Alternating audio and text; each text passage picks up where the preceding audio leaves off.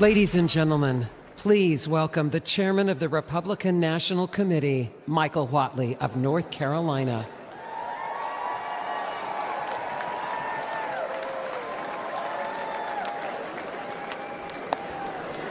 Good evening. As we prepare to open our final session for the 2024 Republican National Committee, I feel compelled to note this has been a pretty awesome convention.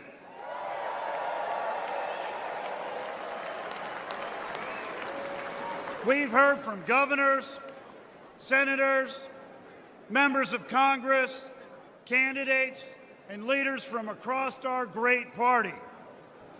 We've heard from real Americans who've shared their stories of loss and heartbreak, of their bravery and their vision for a better America. We've heard from the Trump family, Donald Trump Jr., Laura and Tiffany. You have all been incredible. Almost as good as the president's granddaughter, Kai.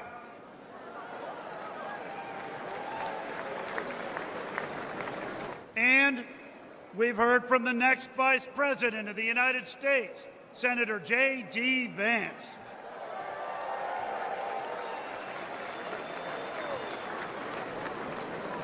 I also feel compelled to note once again that it is a miracle that we are here tonight. The fact that Donald Trump survived an assassination attempt in Butler, Pennsylvania just days ago and is here tonight to accept his nomination is proof that we are all protected by the hand of a mighty God.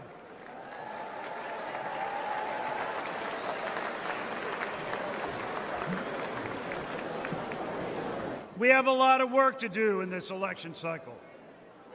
Tomorrow, we will all go back to our respective states, roll up our sleeves, and get to work to win this election. But first, we have some business to attend here tonight. Are you ready? Are you ready to hear from the man who has the vision and strength to make America wealthy again? To make America safe again? To make America strong again? And to make America great again? Are you ready to hear from the next President of the United States? Then let's get this show on the road.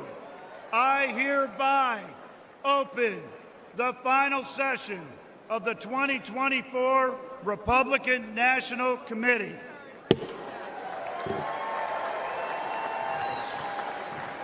Offering today's invocation, please welcome B.J. James McLaughlin from Des Moines, Iowa, Delegate at Large for Iowa.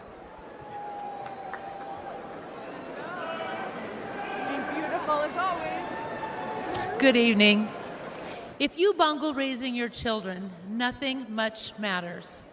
Jackie Kennedy's words speak louder today than when she said them over 60 years ago.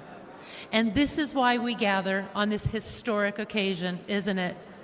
We as parents and grandparents would move heaven and earth to protect our children and the opportunities that a strong, free America offers them.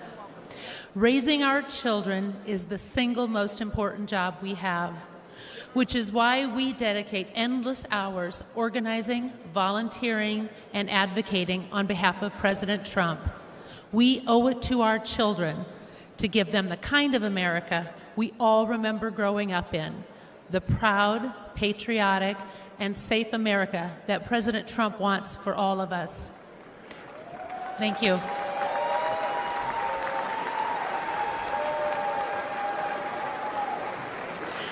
At home, every night, when we finish our prayers with the prayer to St. Michael. We pray for all the children, our grassroots warriors, our country, and President Trump and his family. Tonight, I would like to add my boys, JJ, Jack and George, and God bless you, Kevin. And President Trump, Saint Michael the Archangel, defend us in battle. Be our protection against the wickedness and snares of the devil. May God rebuke him, we humbly pray. And do thou, O Prince of the heavenly host, by the power of God, cast into hell Satan and all the evil spirits who prowl about the world seeking the ruins of souls. Amen, and God bless President Trump. Please rise for the presentation of colors. The colors are presented by Veterans for the Flag Honor Guard. Let's give them a warm welcome. Pride, pride, pride, pride, pride, all left, pride, pride, pride, pride, pride, all left, pride, pride, color guard, mark time, mark, detail, halt, left, peace. Please remain standing for the Pledge of Allegiance and the National Anthem. Halt.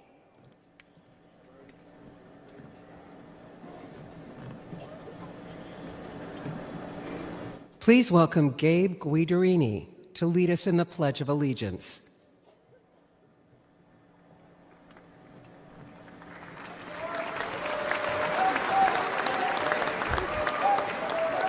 Ladies and gentlemen, please join me in the Pledge of Allegiance. I pledge allegiance to the flag of the United States of America and to the republic for which it stands, one nation, under God, indivisible, with liberty and justice for all. Thank you. Thank you. And may God bless our great nation. Please remain standing while the colors are retired. Color guard, right, peace. Forward, hold. Hold left, hold left, hold left, right. Left, right. All left, hold left, right, left. Left, right. Left, right. All left, hold left, right, left. Left, right. Ladies and gentlemen, please welcome Chairman of the National Republican Senatorial Committee, United States Senator Steve Daines of Montana.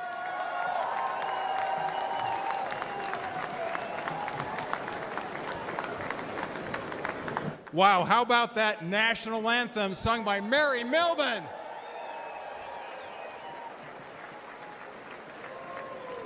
I'm U.S. Senator Steve Daines, and I represent the great state of Montana, right over there. You know, when I was a kid growing up in Montana, my grandma taught me an important lesson, and that is to have a thankful heart, to count your blessings. So this morning, as I was headed down to breakfast,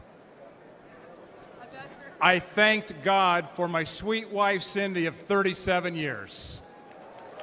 I thanked God for our 4 children and their spouses. I thanked God for our 6 grandchildren. And then I thank God that in 6 months, Joe Biden will no longer be president of the United States.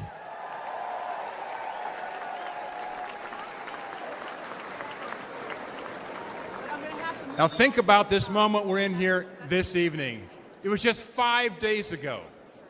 We were a quarter-inch away from having a memorial service instead of a nominating convention. And we thank God here tonight for protecting President Trump.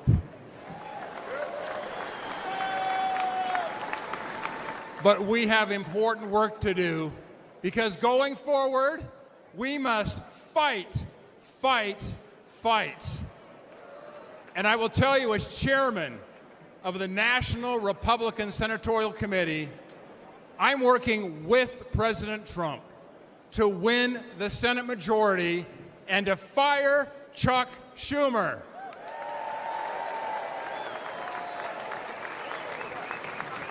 Back in early 2023, President Trump and I met at Mar-a-Lago. We agreed our highest priority is electing an America First Senate majority that has his back. Senators that will stand with President Trump. And tonight, I want to speak directly to the voters of West Virginia, of Montana, of Ohio, of Pennsylvania, of Nevada, of Michigan, Wisconsin, Arizona, Virginia, and New Mexico. And here's why. Because your Democrat senators are lying to you. Look, they talk like moderates, but they vote like radicals. You know, they say they're with you, but they vote with Joe Biden. Never forget, these liberal senators voted to impeach President Trump twice. And I will tell you, an America First majority will stand with President Trump. These liberal senators allowed millions of illegal immigrants into our country. An America First majority will secure the border, and we're going to build the wall.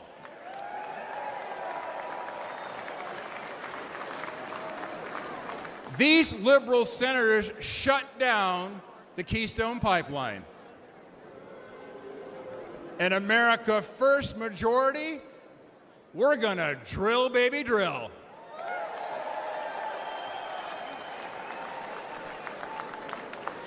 These liberal senators want to take away your Second Amendment rights. Those are fighting words back in Montana. An America First majority will protect your precious right to keep and bear arms. These liberal senators covered for Biden after 13 American service members were killed during his botched Afghanistan withdrawal. An America First majority, by the way, I'm the son of a U.S. Marine. An America First majority is going to stand with our military. These liberal senators stood with anti-Semitic mobs. An America First majority is going to stand with Israel. And look, these liberal senators want boys in girls' sports. I'm the father of 2 daughters. They want men in your daughter's and my daughter's locker room. And you know, they can't even define what a woman is. But let me tell you something. Back in Montana, we know the difference between a bull and a cow.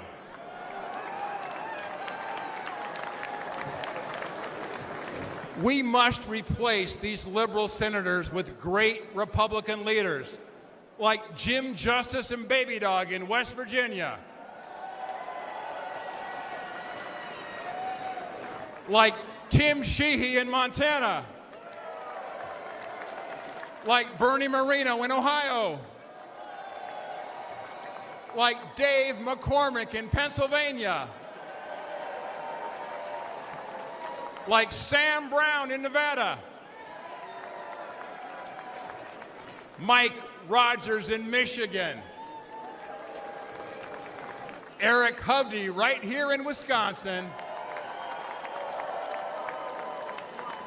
Hung Cao in Virginia, Nella Domenici in New Mexico, And of course, Carrie Lake in Arizona. We must elect an America First Senate majority that will stand with President Donald J. Trump. But look, right now, the left-wing billionaires are massively outspending us. That's what's keeping me up at night. And we need your help. You can go to Senate24.com, Senate24.com today. Help us fight back. Because together, we're going to win back the Senate. We're going to grab that gavel out of Schumer's hands. We're going to deliver a historic victory for President Trump. And we're going to make America great again. God bless you. Ladies and gentlemen, please welcome the chairman of the National Republican Congressional Committee, Congressman Richard Hudson of North Carolina.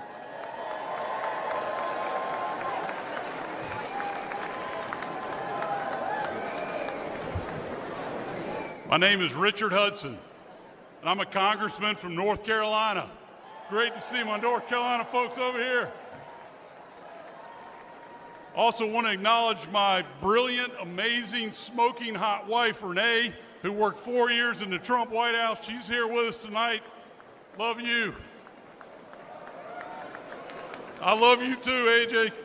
I also want to acknowledge my son, Lane, who's at home watching us on TV. And finally, I want to acknowledge God above, who redeemed this center and on Saturday saved President Donald Trump's life.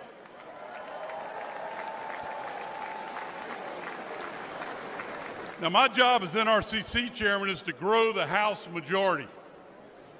But in my district of North Carolina, we have the largest military base in the world, Fort Bragg, home of the Airborne and Special Forces. The men and women there, the men and women at Fort Bragg are willing to give their lives for the flag. And if they make that ultimate sacrifice, that same flag accompanies them home on that final journey. They deserve a commander-in-chief who respects them and who honors their service. Ladies and gentlemen, Donald Trump is that commander-in-chief.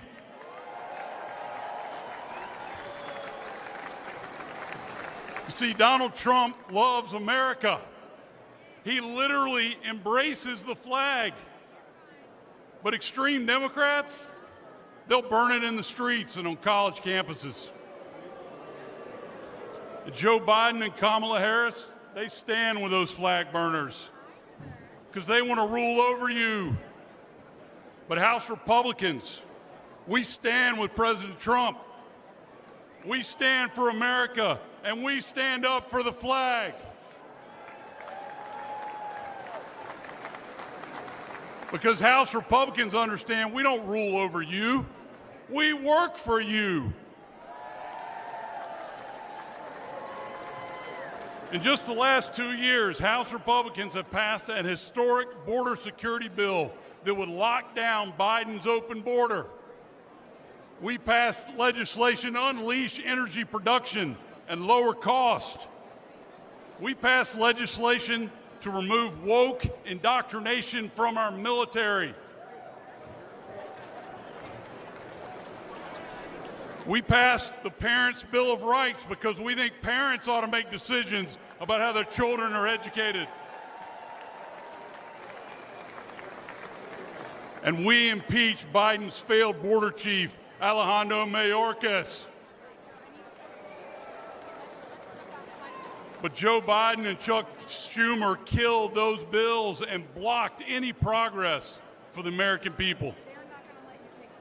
For the last 2 years, House Republicans have fought alone.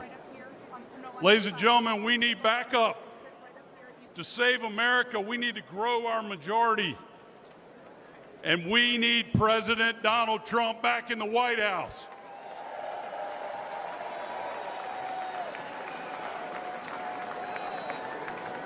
A Republican House is also essential to ensuring Donald Trump's success as our president.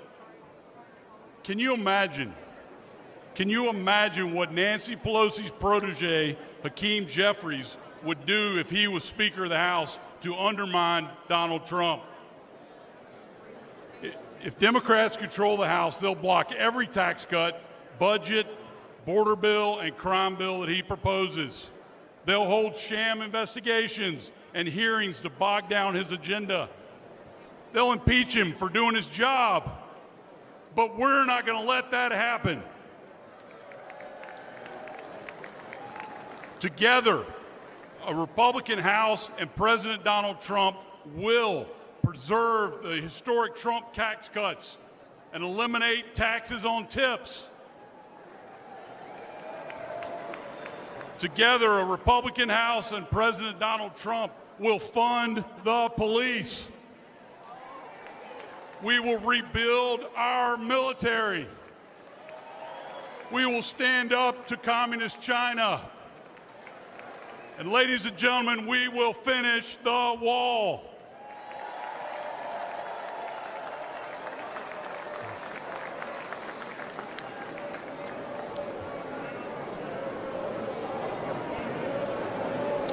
A House majority will make Donald Trump's second term even more successful than his first. So let me ask you, let me hear from you. Who can we count on? Who can we count on to return us to unprecedented American prosperity? Who can we count on to stand up to our enemies? Who can we count on for a secure border and safer neighborhoods?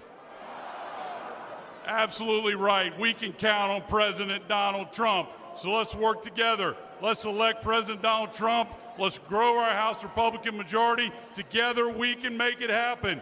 Thank you. God bless you. God bless Donald Trump. And God bless America.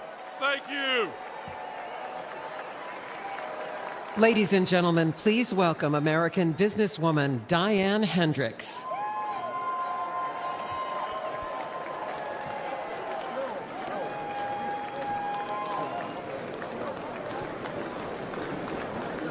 Good evening. My name is Diane Hendricks. And I'm living proof that the American dream is possible with hard work and determination. I grew up on a dairy farm in Wisconsin. I was one of 9 girls, no boys. I dreamed of moving to the city and wearing a blue suit. But at the age of 17, I became pregnant. That was not part of my plan. But I truly believe that every life is a sacred gift from God.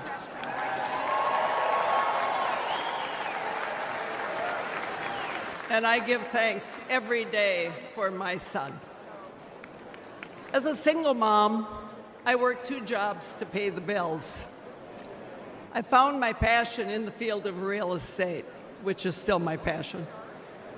When I met my husband, Ken, he was a roofing contractor, and together we saw an opportunity and a need to develop a distribution chain. And we risked everything we had to start that company. Today, ABC Supply employs over 22,000 Americans. We are the largest roofing distributor in the country. But what's even more important is we are creating these jobs right here in the United States of America.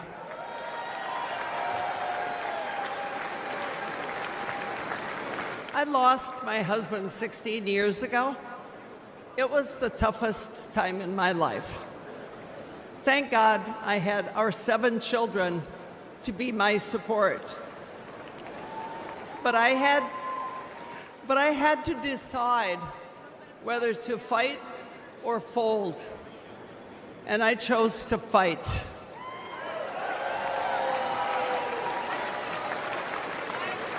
Since then, I've quadrupled the size of our companies.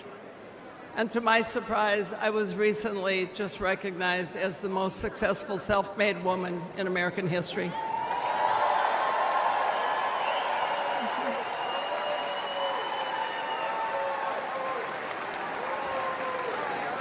So to all of you aspiring entrepreneurs out there, if I can make it, you can make it too. My success story as a teenage mom without a college degree was only possible because I was so blessed to be born in the United States of America. But today, the American dream is under threat. Since Joe Biden and Kamala Harris took over the offices, prices have risen over 20%. Aspiring entrepreneurs can't afford to take out a loan at 7, 10, 15% interest. Regulations have surged, and the administration has proposed $7 trillion in tax increases. I know how hard it is to build a company from nothing. And we need a president who understands that too. We need a builder back in the White House.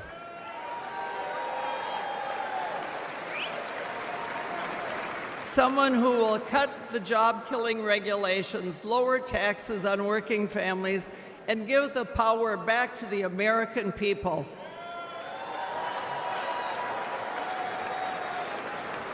In life, it's easy to quit, and it's very hard to win. President Trump is not a quitter. He's a fighter, and I am confident that if we do all of our part, we can and we will win right here in Wisconsin. And he will win for America over the next 4 years. Thank you. God bless you.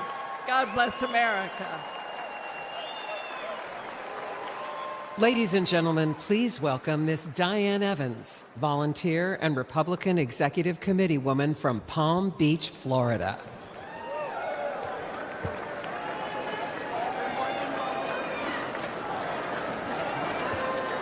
Hello, Milwaukee.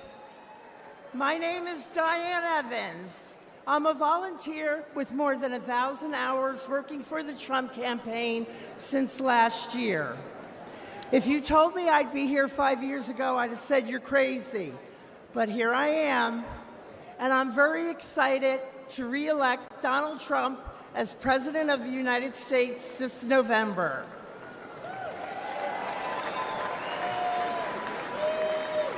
I've never spoken at a convention before. I've never used a teleprompter before. But I figure if Joe Biden can, I can manage all right.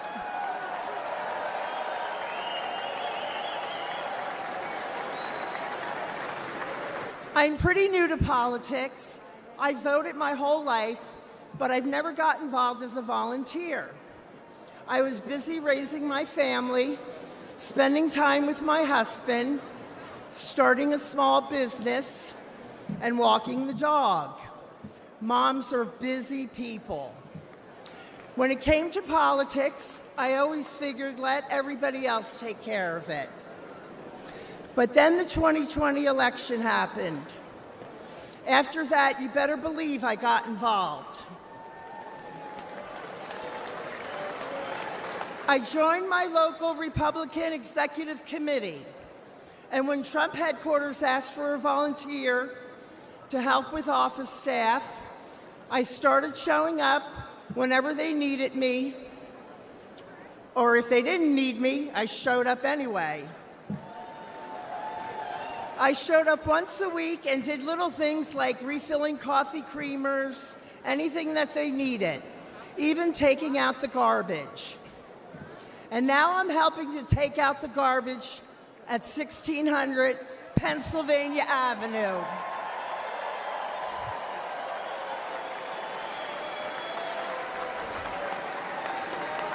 As long as I can remember, these politicians have said what they think we want to hear, then they do just what the hell they want.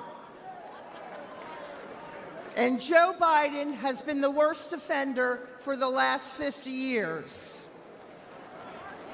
President Trump is different. I knew he would get things done for the American people, and he did. He isn't part of the swamp. He's going to drain the swamp.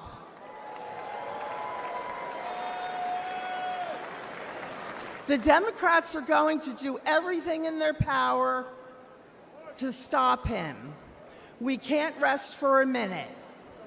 If you're not sure how to get involved, reach out to your local Republican Party. And most important, get out and vote Republican on November 5th.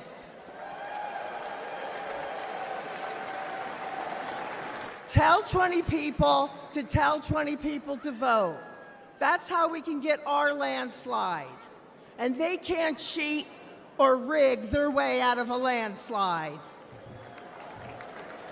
I know that together we can win. We can all take out the garbage in Washington, D.C. And we can make America great again. God bless President Trump, and God bless Team Trump, and thank you so much. I'll see you all out there.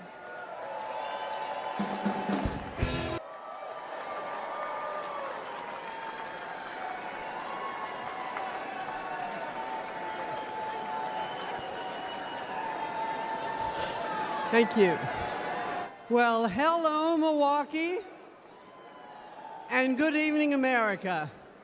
Let me take 1 second to say hello to my fellow delegates from Connecticut. My name is Linda McMahon, and I am the chair of the America First Policy Institute. I'm perhaps one of the few people who's been privileged to call Donald Trump a colleague and a boss, but he's also a friend. Let me share a little story that's probably not the typical Donald Trump story. I had a meeting scheduled with him at Mar-a-Lago, and as he welcomed me, his little 4-year-old granddaughter ran up to him. He scooped her up with delight and asked her, "Who's the most beautiful girl in the world?" And she said, "Me." Then he asked, "And who do you love the most in the world?" And she said, "You, Grandpa." And he kissed her on both cheeks. Then she whisked off his hat and mussed his hair. And he smiled with the love that only a grandfather could have given. I first met Donald Trump when I was the CEO of World Wrestling Entertainment.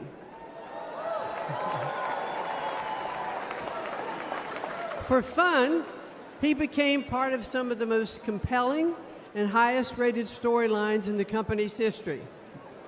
And when he became president, I was honored to serve in his cabinet, running the Small Business Administration.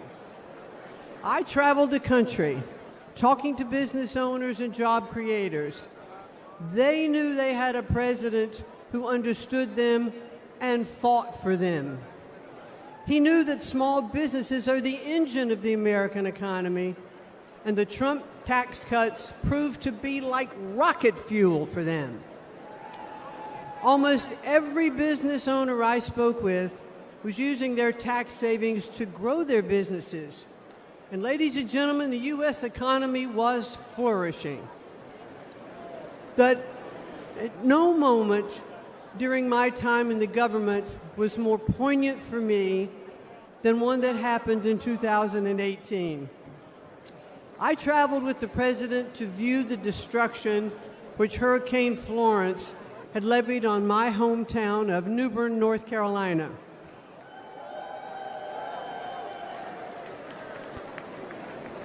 I stepped off of Air Force One and walked side by side with the President of the United States through the hangar where my father had been a shop foreman and my mom had been a budget analyst.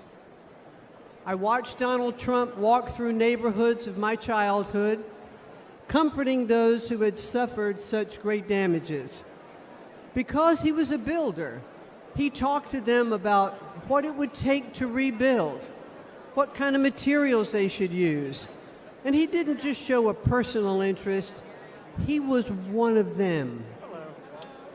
But now Joe Biden and the Democrats want to penalize small businesses again by hiking their taxes. But when he's reelected, Donald Trump will make those tax cuts permanent. And he will also offer new tax cuts like no taxes on tips.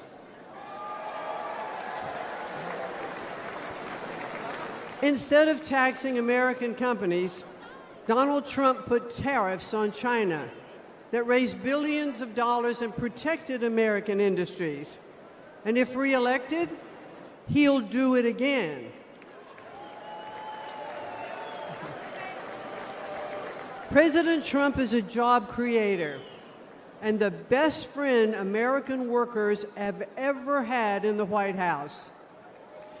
He is a champion of the forgotten men and women, as I have experienced firsthand. But the media doesn't like to acknowledge that very often. Donald Trump is not only a fighter, ladies and gentlemen, he is a good man.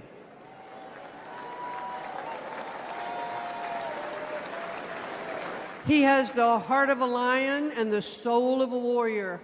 And I believe that if necessary, he would stand at the gates of hell to defend our country.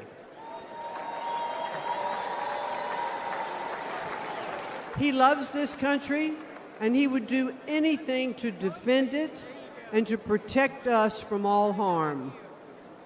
I am confident that he will make America great again. And why?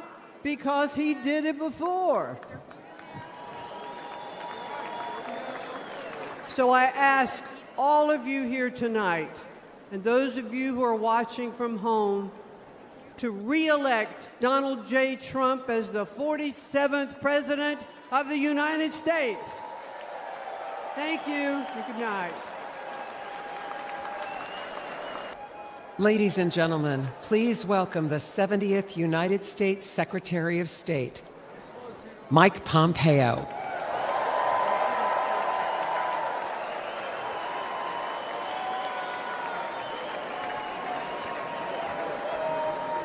Good evening. Good evening, my fellow Americans. It's great to be with you. A special shout out to Kansas over there, my good friends from Kansas. You know, I had the incredible privilege to serve as President Trump's CIA director and Secretary of State. It was my greatest honor to work with him every single day to serve you, the American people. Now you all are paying attention, so you know what the Trump administration achieved, but it's worth going through a few of these accomplishments. Let's start with this. There were no new American wars.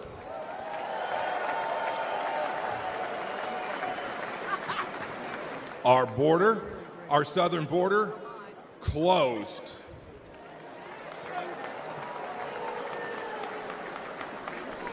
It may seem like a long time ago, but when we took office, there were people's heads being cut off at the beaches. We destroyed ISIS and its caliphate. And you know, here's another fun fact. We never lost our Secretary of Defense for 2 weeks either.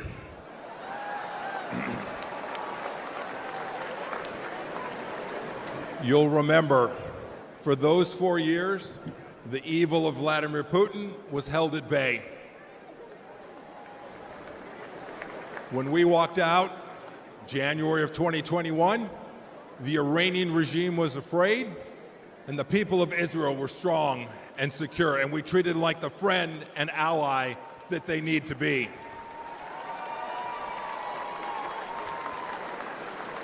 Everywhere we went, religious freedom was protected. We held 3 summits in North Korea, and North Korea was quieted. We'd begun an honorable exit from Afghanistan.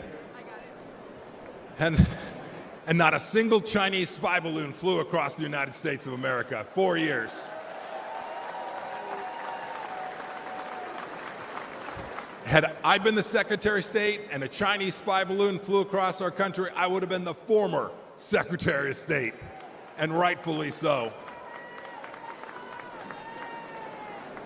You know, under President Trump, the Chinese Communist Party, which to this day presents the greatest threat to our nation from outside of our country, we confronted it like never before. Look, ladies and gentlemen, in short, we put America first every single day.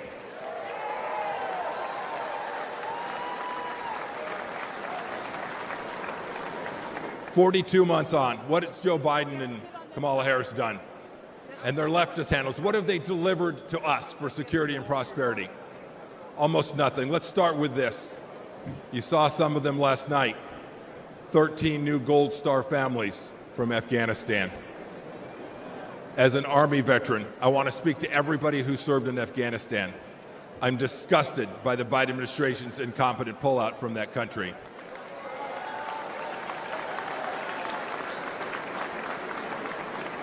To those of you who served there, know this. Know that your service was honorable, that you saved American lives, and that the Pompeos love and admire you for what you did for America. Thank you, and God bless each and every one of you.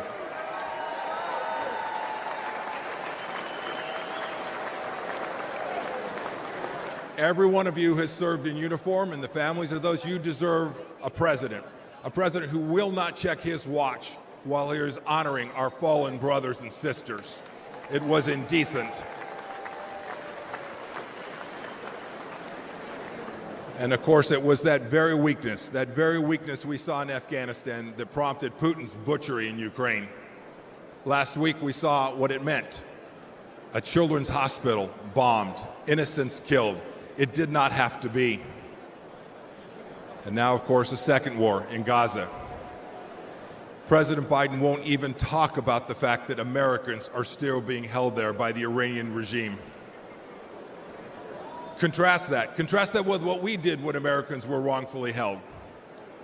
President Trump sent me to North Korea to bring home 3 American pastors. We brought them home.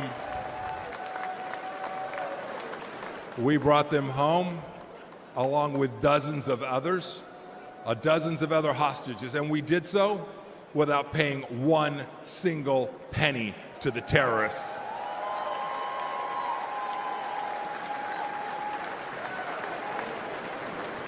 And what about Iran today?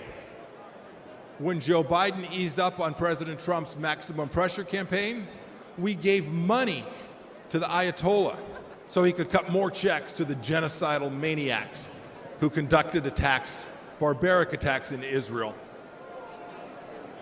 And now, of course, closer to home, a massive national security challenge. Our southern border is a welcome mat. It's a welcome mat for Islamist terrorists, drug dealers, Chinese spies, and violent criminals. Ladies and gentlemen, President Biden sold out our citizens and our security and our sovereignty, and we need to get it back, and I am confident that we will get it back. I had this incredible privilege to serve as your top diplomat. I saw how the world always looks to our nation as the unrivaled example of what a free society should look like. But unfortunately, President Biden struts the global stage. Maybe I should say he shuffles the global stage. He talks a big game about American values. But what's he done at home? What's he shown the world? What have he and his leftist base actually shown other nations? He's censored free speech here at home. He's put woke into the military that I and you so desperately love. We must reclaim it. He put it in our schools as well. He's weaponized the justice system against our political opponents. And even to this day, as we sit here today, he and Vice President Harris are providing appeasement to the pro-Hamas radicals on our streets here inside the United States. And even worse, today this administration treats illegals better than our own citizens. That is indecent. And the entire administration has failed to tell us the truth that we all know and is so dangerous to our nation, the truth that Joe Biden can't handle that 3 a.m. phone call. Indeed, he won't take a phone call after about 4 p.m. My call to you tonight is really straightforward. It's really simple. We can't trust the Biden administration, and that means we have work to do to uphold American values. It is up to those of us in the room tonight and those of you watching tonight. Donald Trump will every day, I saw it firsthand, he will put America first. So let's do what's right and what's important. Let's elect a president who isn't ashamed of our nation and will never apologize for our country. And when we do, we will put a strong America First leader back in the White House. We'll re-elect Donald J. Trump, and we will make America special, exceptional, and of course, great again. Thank you. God bless you. God bless our veterans and the United States of America. Thank you all. Thank you so much. Ladies and gentlemen, please welcome Pastor Lorenzo Sewell from Michigan.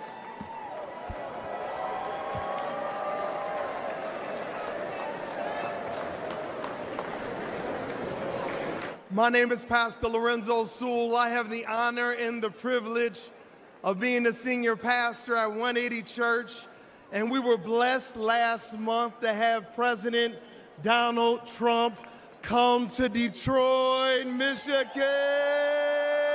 Let's go!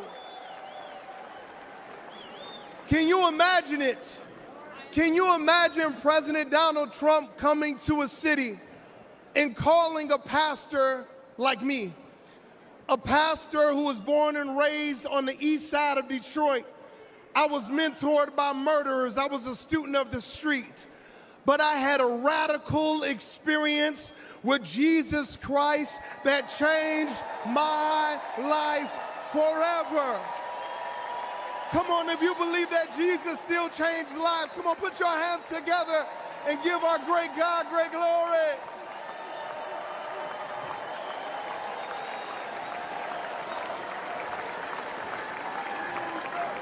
President Trump came to a church that is in a Democratic stronghold. He came to a church to listen to average, everyday Americans like you and like me. He came to a church not to speak to us, but to listen to us. He came into a church, and a lot of people, they were upset. A lot of people, they would ask me questions. Why would you allow Donald Trump to come into your church? How many know that the Bible says we are all sinners and we all need the grace of God? How many know that the Bible says, he who has not sinned, let him cast the first stone?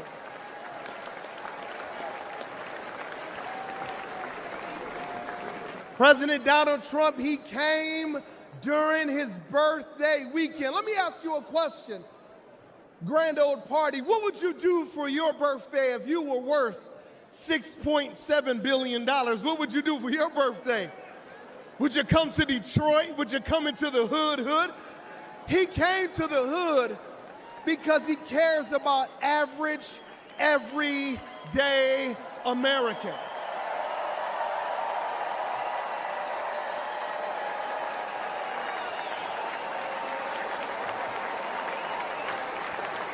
Grand old party, I need to ask you a question. what would you ask for your birthday? If you could go to Mar-a-Lago or if you could go to New York, what would you ask for your birthday? He asked for prayer.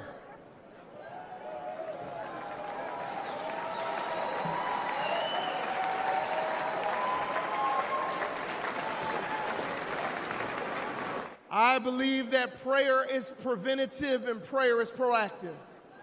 I believe that praying in the name of Jesus changes everything.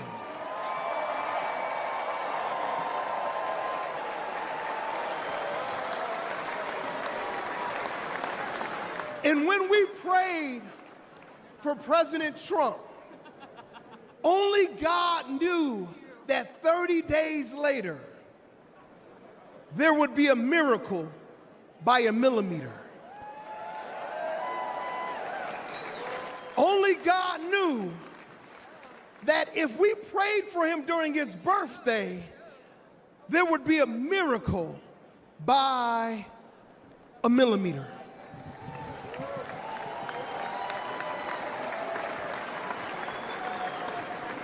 If President Trump had moved 1 millimeter, he wouldn't have been here on Monday to talk to us about how America was going to be made wealthy again. If President Donald Trump would have moved just a millimeter, he wouldn't have been here on Tuesday to talk about how he was going to make America secure again. If President Donald Trump would have moved just a millimeter, he wouldn't have been here on Wednesday to tell us how he was going to make America strong again. And if President Trump would have moved just a millimeter, we will not be hearing tonight how he was going to make America great again.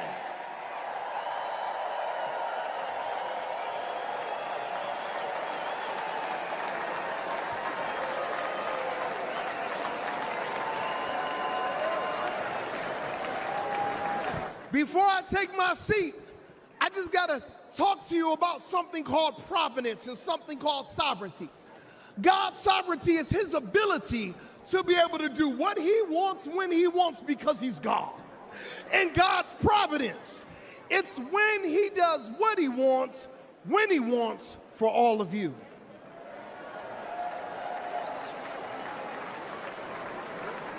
Did you know that President Trump was shot on 6/11?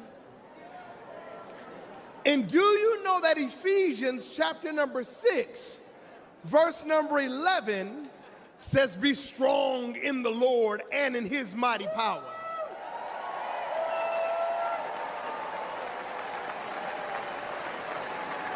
To all my Democrat friends, I want to ask you one question. Do you know anybody that was the 45th president? He was convicted of 34 accounts. He raised $53 million in 24 hours and could be the 47th president of the United States in America, and he was shot one time. Do you know anybody like that?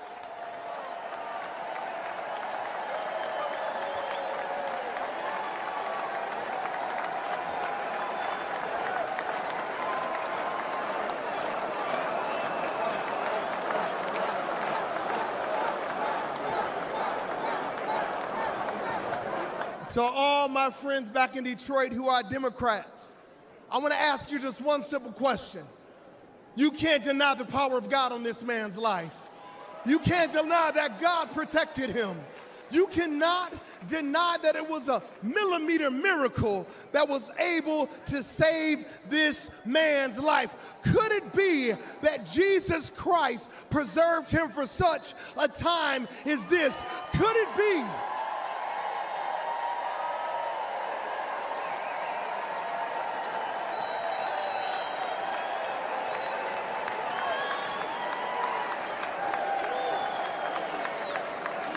Could it be when we prayed for him when he came to the round table in Detroit, that Jesus asked and he received, that we sought him and then he found protection. Could it be that the King of glory, the Lord God strong and mighty, the God who is mighty in battle, protected Donald Trump because he wants to use him for such a time as this? If you believe that, come on, put your hands together and give our great God great glory.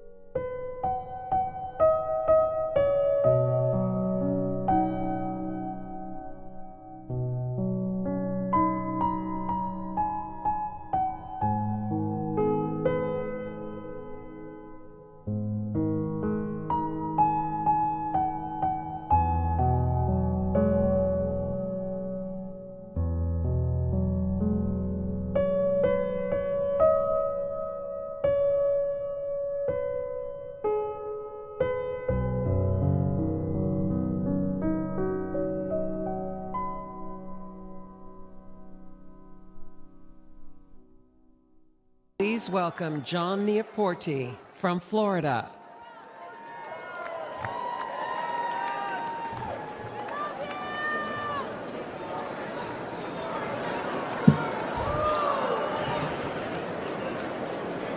It's an honor to be here this evening. I'm the PGA head golf professional at Trump International Golf Club in Palm Beach, Florida.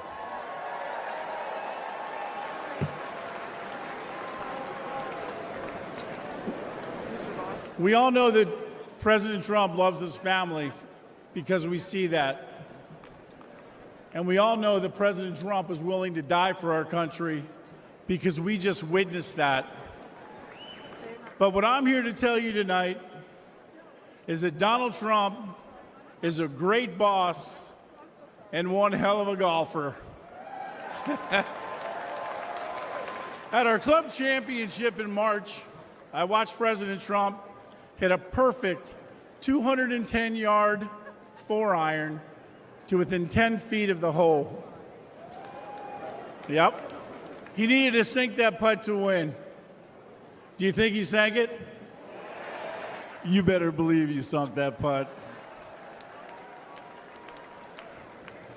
Donald Trump, 21 club championships. Joe Biden, 0.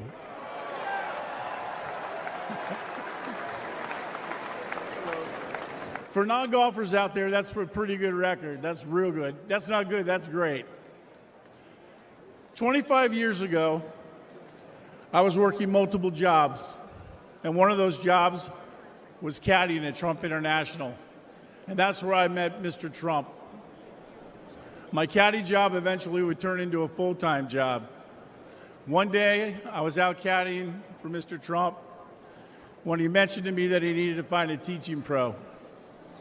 He knew I could play, so he said, tomorrow, dress like a golf pro and come out and play golf with me.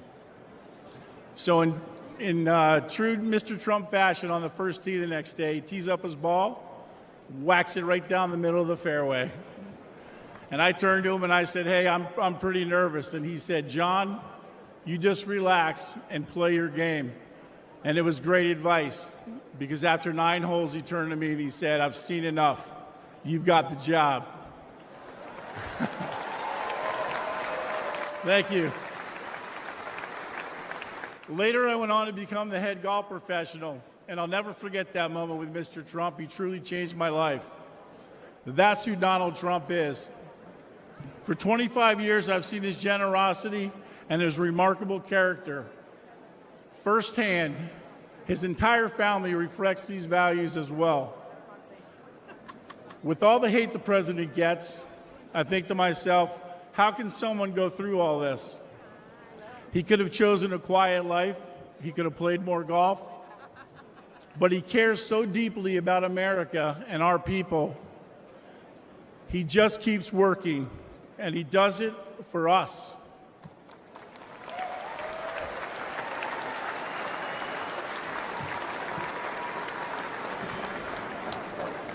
Now it's our turn to support him.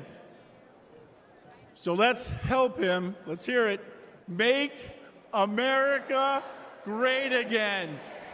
That's it. Thank you, President Trump, for believing in me and in our country. As much as I'll miss him in the White House or in the clubhouse, we need to vote him back in the White House. Thank you very much. Ladies and gentlemen, please welcome Zach Witkoff from New York.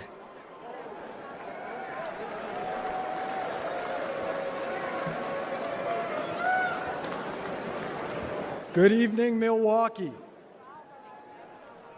I'm Zach Witkoff. I am deeply honored to stand before you tonight and introduce my father. This moment holds special significance as I'm about to become a father myself. Thank you. The nation my son is born into in December will be shaped by the choice we make this November. I saw my father's remarkable journey from relying on a small loan to becoming one of the country's most successful developers. He showed me that success comes from hard work, not handouts. When I joined his business, I started at the bottom, literally, handling plumbing jobs and repairing sewage lines late at night in New York City. That's how he started too. I vividly recall him spending New Year's Eve fixing a broken sewage tank with a bear of a man named Shecky. You see, they couldn't afford to call in a crew. They were the crew. Years later, Shecky was still by my dad's side, and he became my first boss. He once told me he would run through a wall for my dad because my dad never asked him to do anything that he wouldn't do himself. And that's exactly how my family feels about our dear friend, President Donald J. Trump.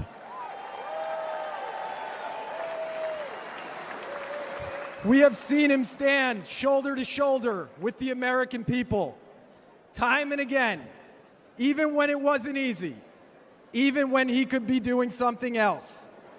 Even after getting hit by live sniper fire, he stood with us, my fellow Americans, and that is why we stand with him. And you know what? He makes it fun, too. President Trump and the First Lady were the guests of honor at my wedding at the beautiful Mar-a-Lago Club. The president tore up the dance floor until 3 in the morning with his signature moves. You guys know those moves.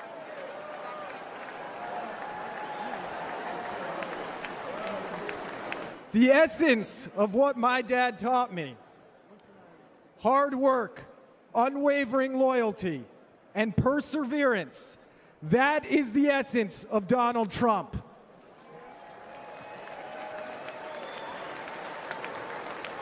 As long as we stand united with President Trump, it will remain the essence of the nation that my son and all of our children grow up in. God bless America, God bless Donald Trump, and God bless the greatest nation on earth, the United States of America. Ladies and gentlemen, I am proud to present my father, Stephen Witkoff.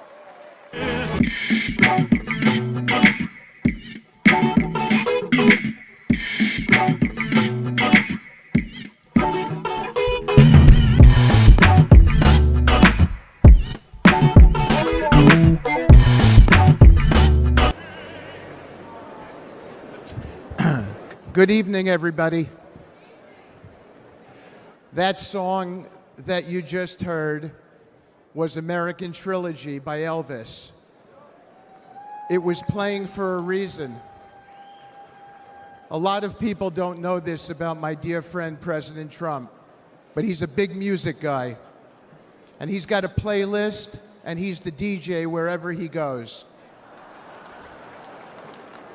See, I stand before you tonight, not just as a speaker, not just as someone who came up as a builder with the president in the world of real estate, but as someone who has had the profound privilege of calling President Donald J. Trump a true and dear friend for many, many years in good times and bad times. And of all the songs he has shared with me over the years, that is the song that best captures him, especially those words, "His truth is marching on."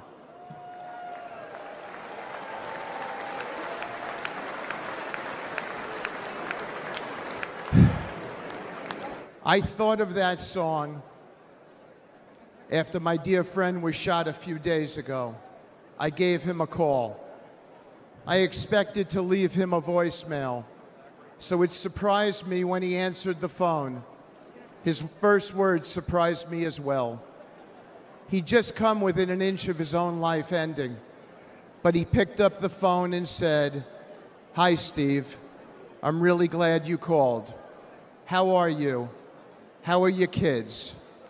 It surprised me, but it shouldn't have. I know this man very well. President Trump is as kind and compassionate a man as I've ever met in my lifetime.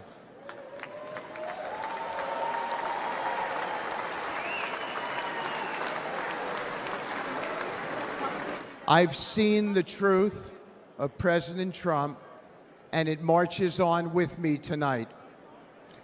I know that many here and watching at home have felt that kind of a connection with the president.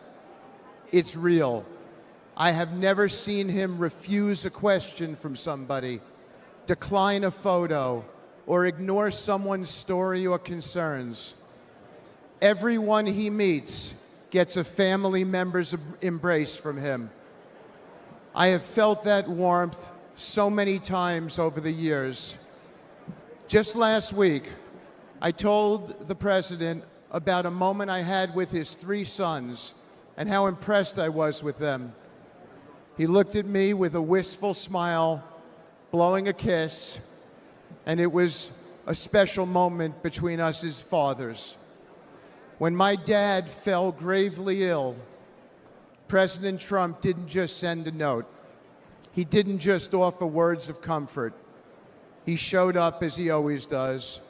He was there, treating my parents with kindness and respect.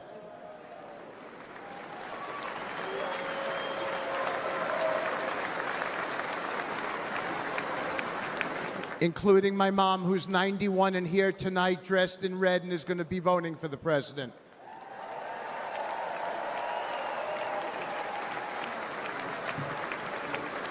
Many Americans have only witnessed his leadership on TV, but I have seen his humanity in the quiet moments, away from the spotlight, in hospital rooms he didn't have to be in, where his presence brought real solace in a dark hour for my family and many other families.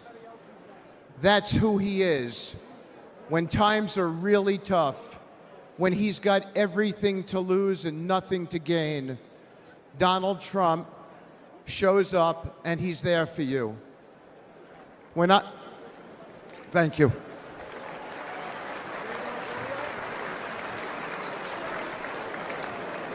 When I lost my boy Andrew to an opioid overdose, the pain was unbearable.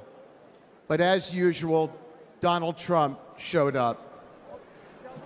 After he became the President Trump, even amid all the responsibilities of his office, he reached out and invited me to speak about Andrew at a conference on opioids hosted by the First Lady, providing a platform to honor my son's memory.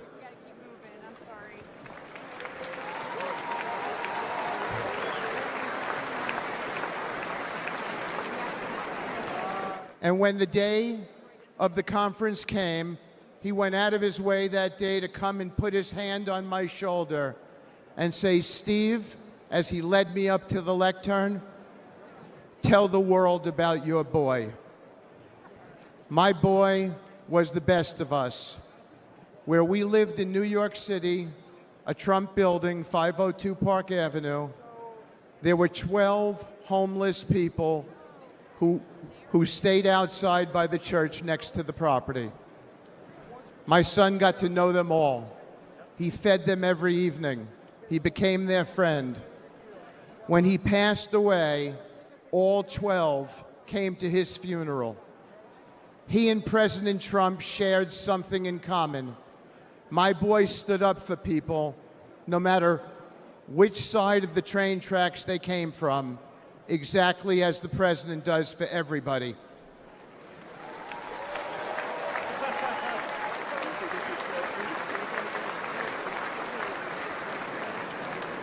Standing here today, I still feel my boy's hand on my shoulder. After Andrew passed away, I found myself clinging to my son's memory, even his things. His college ID is in my pocket right now. I wear his ring since he died. And I came today with his watch on. I kept his guitar too, and thought I would keep that guitar forever. But I gave it to my dear friend, Andrew's friend, and fellow music lover, Donald Trump.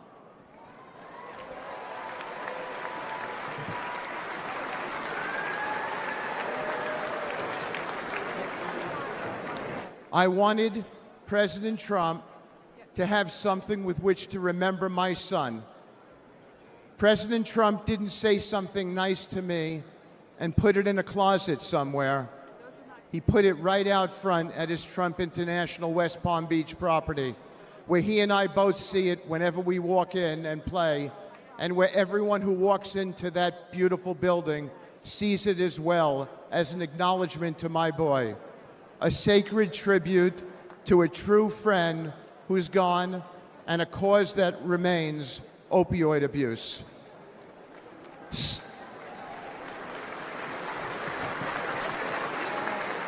Thank you.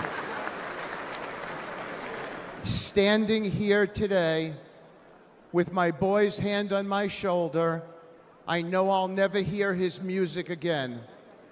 His mom and I can only hear the chords of memory now, and we will always hear them. But I know my dear friend, President Trump, hears them too. You don't see this man's reverence, his steady loyalty, his true empathy in the TV coverage. But this is the truth about President Trump, the man I have come to know and admire and love, a man whose truth is marching on. It is a dark hour for America, but there's nobody I trust more in this moment than this man. A man who in the darkest hours shows up, listens, cares, and always acts. The kind of man we need now to be the 47th President of the United States.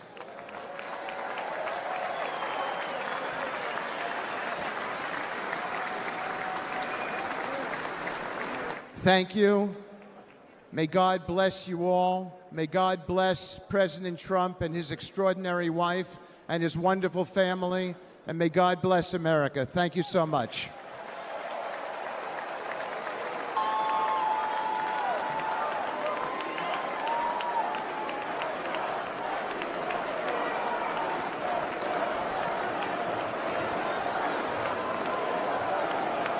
Good evening, America.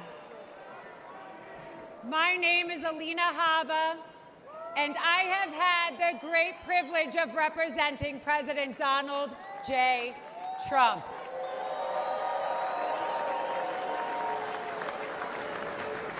Now, I know you're all used to hearing me shouting outside a courthouse, but tonight, I want to take you behind the law and behind the headlines and share with you a side of President Trump that reveals his character, his kindness, and his commitment to saving this great country.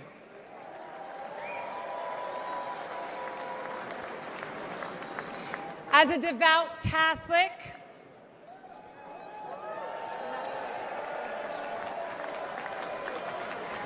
a proud first-generation Arab-American woman,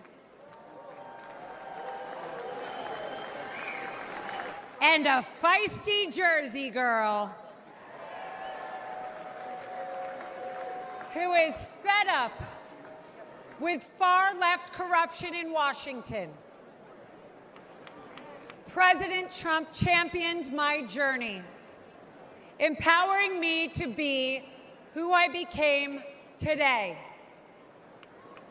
His unwavering support not only shaped my career, but has inspired other young women with big dreams. President Trump loves this country. He does. And he lifts up those around him. To my children, Luke, Chloe, and Parker. He's the man with one heck of a golf swing that lets them ride in a golf cart with some of the world's most famous golfers so they feel included in mom's job. And by the way, he can kick some of those guys' butts. Ken.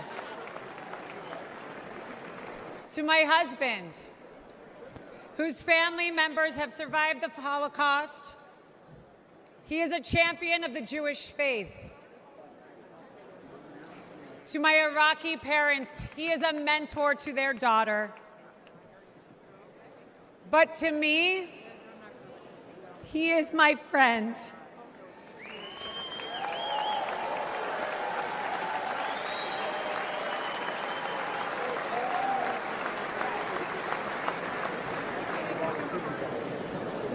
Not too long ago, a supporter shouted, "God bless you and President Trump," in the middle of Manhattan after one of our trials. Little did that man know that I was on the phone with the president himself. And he immediately asked me to pause, give the man my phone, and spent time speaking to him and thanking him for his support.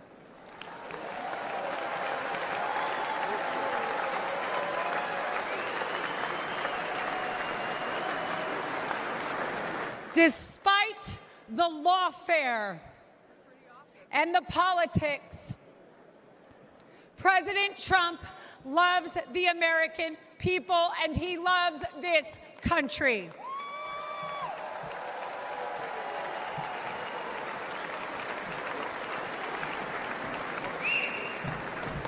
For decades, the Trump Organization transformed skylines and created thousands of jobs. His buildings and businesses are a testament to his commitment to excellence and his drive to turn dreams into reality. But his greatest construction project was yet to come. The left has tried to demolish President Trump, but there is no bulldozer big enough or strong enough to remove the legacy that he has built or the future he is creating.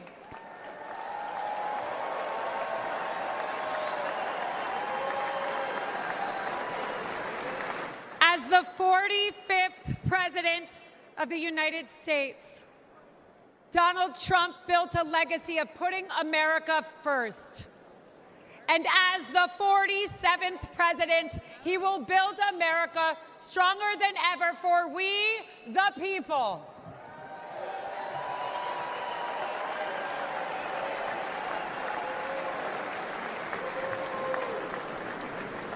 As we stand on the brink of a new chapter in America's story, I am reminded of the country my family fled 4 decades ago. A place marked by religious persecution, oppression, and a lack of freedom. They came here because America is a beacon of liberty and opportunity.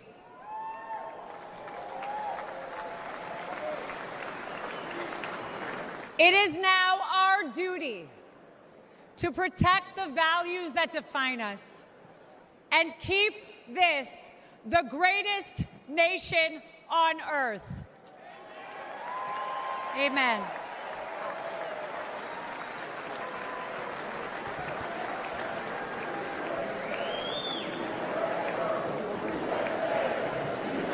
That's right.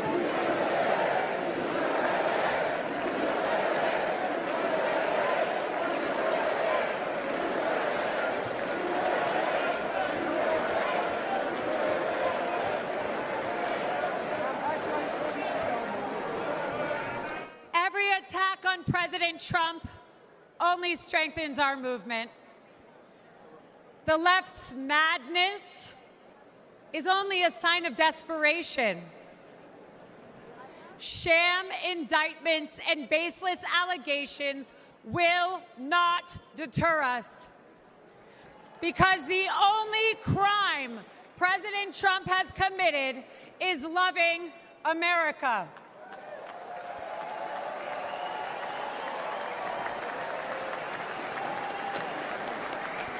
And America, we are winning.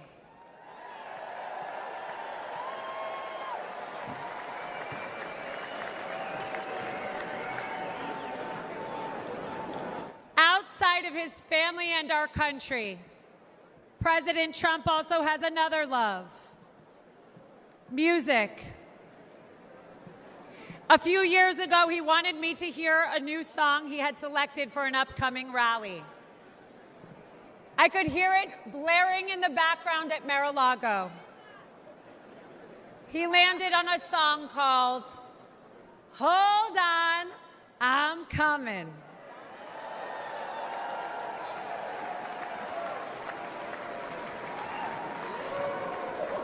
America, we no longer have to hold on. We just have to show up.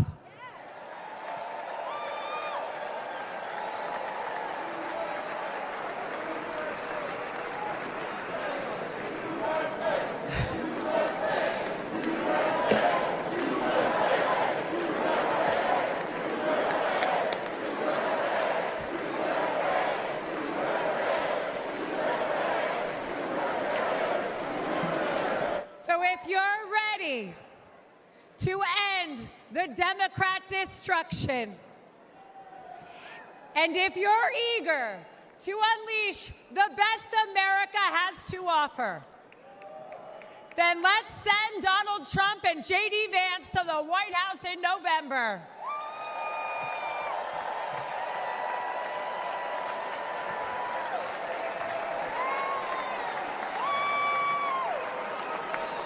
The future of America and the world is bright, and it begins with the unwavering spirit of each and every one of us. Because of the resilience and the leadership of my friend, President Donald J. Trump.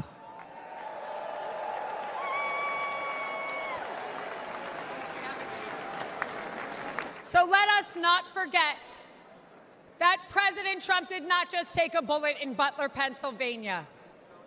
He has and will continue to take them for each and every one of us. God bless President Trump. God bless you all. And God bless the United States of America.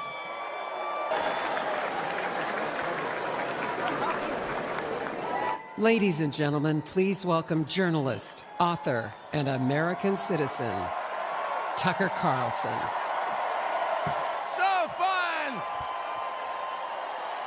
Thank you! Oh, this is wild. Thank you! I've been... Good to see you. Thank you. I feel like I know about half the people in the room. This is wild. What are you doing? Justin Wells. Thank you, guys. Okay. Can I just say, Peter Navarro is back. Welcome to Peter Navarro. Suffering the fate that has happened to so many who are friends with Donald Trump. Thank you for having me. I have been to many conventions. I have never been to a more fun convention or a convention with better vibes. They literally let Navarro out of prison. First of all, thank you. This feels a lot different from what I thought it was going to feel like. I can't hear you, but I know it's something good. So, I watched the video of what happened in Butler, Pennsylvania about 50 times. I think I was one of about 8 billion people around the world who watched it. And the more I watched it, the more it struck me that everything was different after that moment. Everything. And this convention is different. The nation is different. The world is different. Donald Trump is different.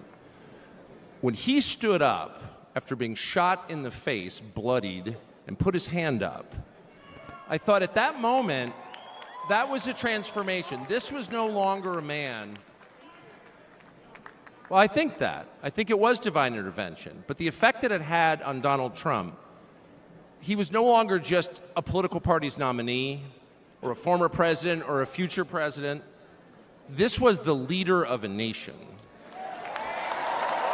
And I think there's a difference. I've spent most of my life in Washington, where the president is at the top of the pyramid. Everyone wants to be the president. But if you think about it, the presidency comes with great power, obviously. But if you think about it, that is a title that is bestowed by a process of some sort that can be subverted. And in the end, it does not confer by itself, as no title does, legitimacy. Just because you call yourself the president doesn't mean that much inherently. I can call my dog the CEO of Hewlett-Packard. It doesn't mean she is. No, it's true. And you hate to say it, but it is also true, it is a fact, that you could take, a mannequin, a dead person, and make him president. No, you could. You could. I'm just saying theoretically possible. With enough cheating, that could happen. But being a leader is very different. It's not a title. It's organic. You can't name someone a leader. A leader is the bravest man. That's who the leader is.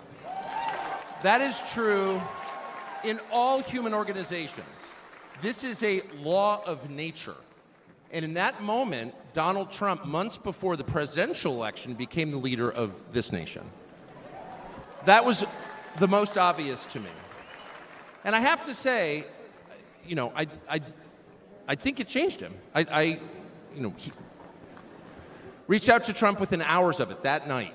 And what he said to me that night, having just been shot in the face, he said not a single word about himself.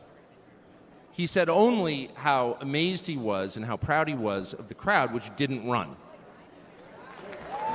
And I thought two things. The first thing I thought was, well, of course they didn't run. His courage gave them heart. A leader's courage gives courage to his people. And the second thing I thought was, this is the selfish guy I've been hearing about for 9 years, really? Not a word about himself? About his people, period. And the second thing I noticed, which I don't think anyone has remarked upon in public, but I'm just going to since I don't have a script, like why not, is that he turned down the most obvious opportunity in politics to inflame the nation after being shot. To inflame the nation, which is an opportunity that almost every other politician I've ever met, and certainly his opponents, would have taken instantly. And they would have said, well, what is this? How did he get shot? Like, how did this happen?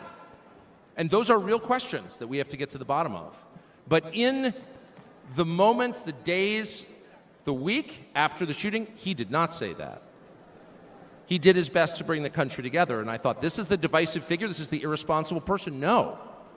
This is the most responsible, unifying behavior of a leader I think I've ever seen. So the question is, where is he leading us?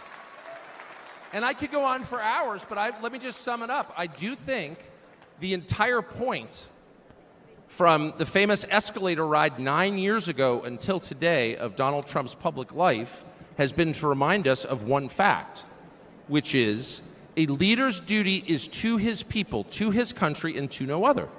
That's the point. That's the only point. And another word for this is democracy. Democracy, in case you're a little sick of being beaten in the face with democracy on television, actual democracy is the proposition that the citizens of a country own that country. They're not renters, they're not serfs, they're not slaves, they are the owners of the country. And for that to be true, their leaders have to represent them, which is another way of saying they have to do what the people want them to do, or a close approximation thereof. But if they completely ignore what people want, not just 1 year, but generationally, say for 50 years, then it may be, I don't know what, it's not a democracy. And so I think the entire Trump project, paradoxically, is attacked as an enemy of democracy, is to return democracy to the United States. Hey, let's pay attention to what people actually want. And the lack of interest in that question in Washington is something that ultimately drove me out of the city after 35 years. Lawmakers stepping over the prostrate bodies of their fellow citizens ODing on drugs to go cast votes to send money to some foreign country.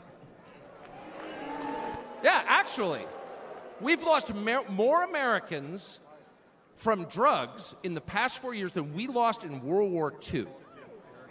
Yeah. Our bloodiest war, more than we lost in World War II. Does anybody care? It is pathetic. It is pathetic. And do you hear a single word from Washington about doing anything about it? We know where the drugs are coming from. We know the supply routes. The U.S. military spent billions bombing the Ho Chi Minh Trail. You don't see our commander-in-chief suggesting that we use our military to protect our country or the lives of its citizens. No. That's for Ukraine. And it's too much, actually. It's too insulting. It's too insulting. It's a middle finger in the face of every American. It's a very clear statement, which is unmistakable. And that is, we don't care about you. And Donald Trump, whatever you say about him, and I think he's a wonderful person. I know him well. By the way, the funniest person I've ever met in my life, actually. You can't be funny without perspective or without empathy, which is true. But everything else about Trump aside, he actually cares because he's interested in the people who live here because that's his job. A father's job, his duty is to his family. An officer's duty is to his men. A president's duty is to his citizens. And he seems to be the only one who thinks that. And in his choice for vice president, J.D. Vance, he's made that really clear. J.D. Vance, I'll say this about him, is a thoroughly decent man, and I'll just admit it, a friend of mine, one of the very few politicians in Washington who actually is very close to his own wife, which is wonderful to see. And she's wonderful, actually. But J.D. Vance has views that are closer to Trump's voters than anyone else in Washington in office. Therefore, he's the vice president. That's called democracy. So I will stop on just one point, and that is what's happened over the past month since the debate, and particularly on Saturday in Butler. I think a lot of people are wondering, what is this? This doesn't look like politics. Something bigger is going on here. I think even people who don't believe in God are beginning to think, well, maybe there's something to this, actually. And I'm starting to think it's going to be okay, actually. I do think that. In the day after the midterm elections in 2018, Antifa came to my house. The Democratic Party's militia, okay? I was at work. It was obvious when I was at work because it was public. My wife was home alone. They tried to come in through the front door. They terrorized her. She hid in our pantry. It was on television. It was horrible, actually. It was, I'm not whining about it. It wasn't getting shot in the face, but it wrecked our day. And the next morning, we're lying in bed, and the phone rings for my wife, and it's Donald Trump, who's not like a regular text buddy of Donald Trump's. She picks it up, hello? Susie, it's Donald Trump. And it's coming through, I could hear it. I'm lying in bed, whoa. And the first thing he says is, I'm gonna stand guard outside your house. And she goes, oh, it's so nice. And he says, I'll never forget this as long as I live. He says, there's a lot of hate out there. And she said, there is, Mr. President. And then he says, but there's a lot of love. There's a lot of love. And we are seeing that love. I don't think it's human love. And I'll just stop with this. I'm not always convinced that I'm on the right side. I've been on the wrong side many times. You'll never hear me say, I'm on God's side, or God's with me, or even I'm with God. I want to be, not sure I am. But I will say this unequivocally and conclusively. God is among us right now. And I think that's enough. God bless you. Ladies and gentlemen, please welcome Golf General Manager, Trump National Doral, Carrie Tomasco Ruiz.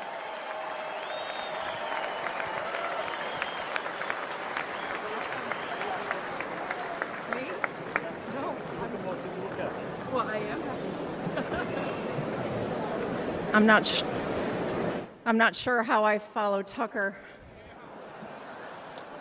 but I'm going to give it a go. Good evening, everyone. My name is Carrie Ruiz, and like some people on this stage this evening, I am not a politician. I am not a public figure. I'm a mom of 3 and a woman of faith who's been fortunate to work side by side with Donald Trump and his amazing family.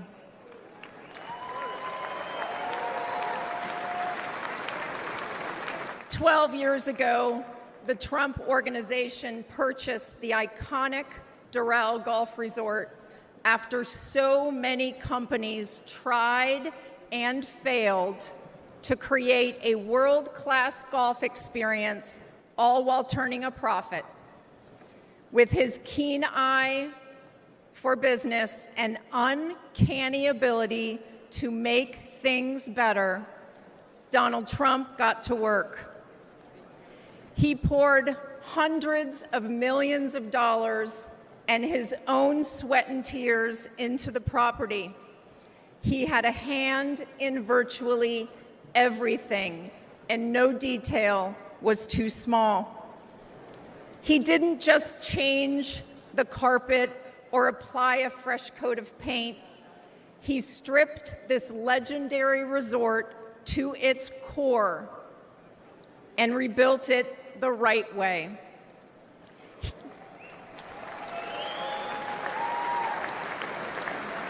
He did the hardest things to make it great again.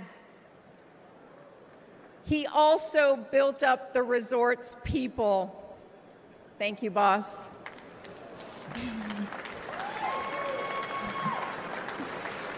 He empowered us. He listened to us, all of us, and he still does. No matter your role, he asks questions. He wants different opinions. He never demands more of us than he is willing to give. He is as generous as he is brave.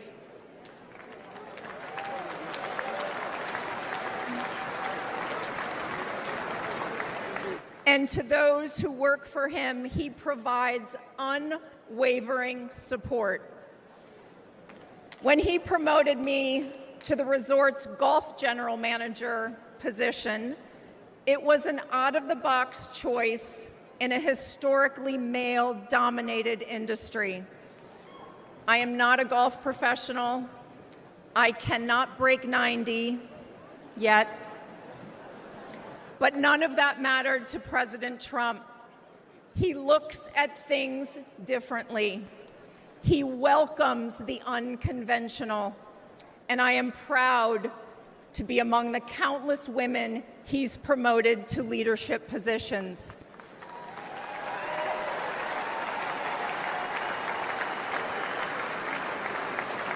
I might add, he did it all while no one was looking.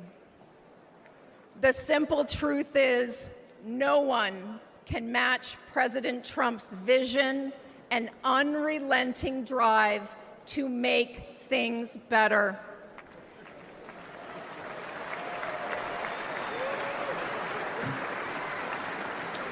He did it at Doral. He did it as president. He will do it again.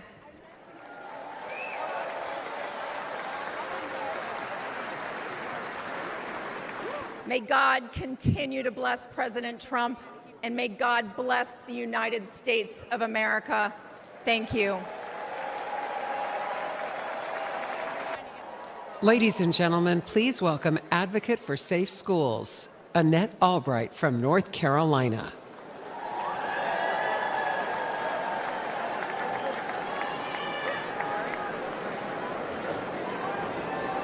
Thank you. Thank you so much. Good evening. My name is Annette Albright. I grew up in the small town of Mount Airy, North Carolina. North Carolina! Like my parents and my grandparents, I was a lifelong member of the Democrat Party. Don't worry, the story gets better from here.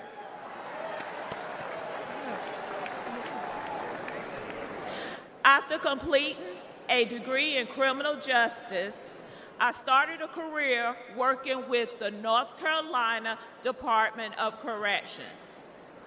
I left my job in the criminal justice system to work for Charlotte-Mecklenburg School District to engage our youth before they got stuck in the system. It didn't take long for me to realize that public schools are a part of the problem.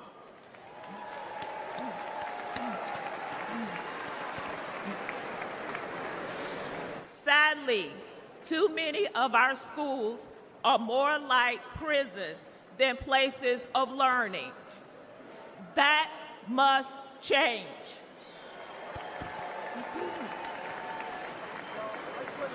In one public high school, I witnessed a full-blown riot. I saw many violent altercations between students and physical attacks on staff. During my 14 years working with the Department of Public Safety, offenders never laid a hand on me. Yet, I was violently assaulted by a group of students in a public high school.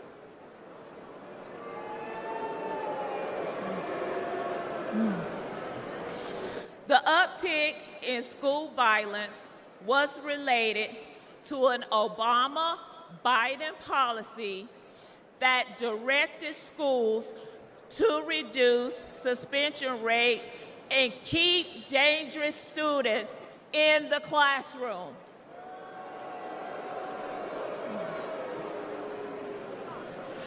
President Trump reversed the Obama policy and put the safety of our kids first.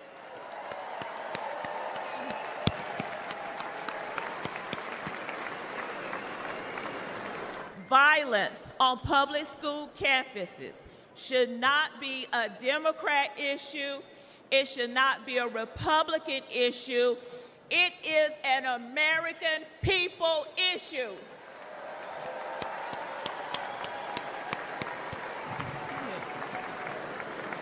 Sadly, I've repeatedly seen that the Democrat Party cares more about appeasing the teachers' union than they do about prioritizing the needs of our kids.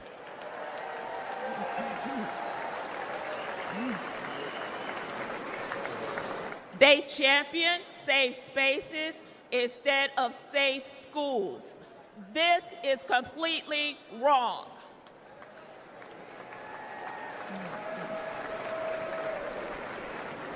Little by little, I began to see the truth. While Democrats spend more money on a broken system, Republicans are empowering parents and fighting for school choice.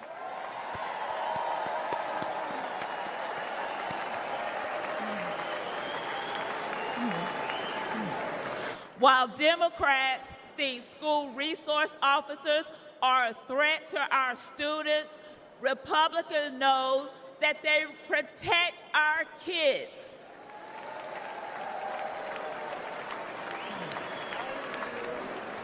While Democrats won't admit that our schools are failing, Republicans will fix the system and make our schools safe.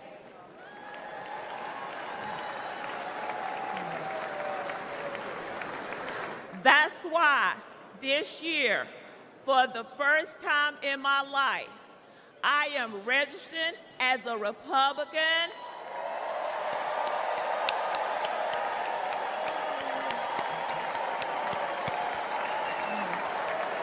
Thank you. Thank you. And in November, I will proudly cast my vote for Donald J. Trump.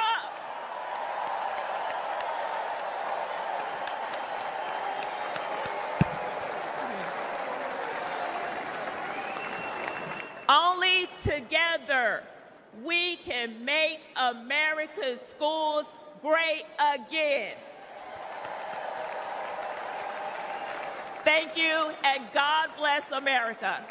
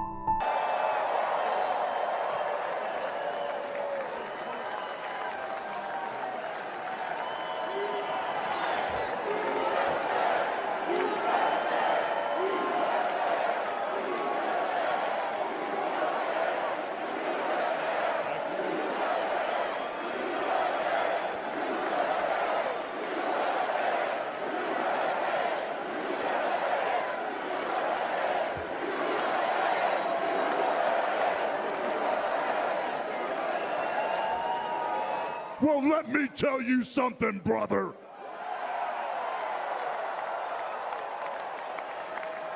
You know something?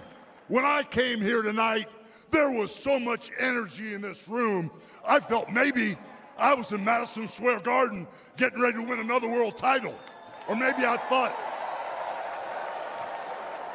the vibe was so intense, the energy was so crazy, it felt like maybe I was gonna press that no-good stinky giant over my head and slam him through the mat, brother.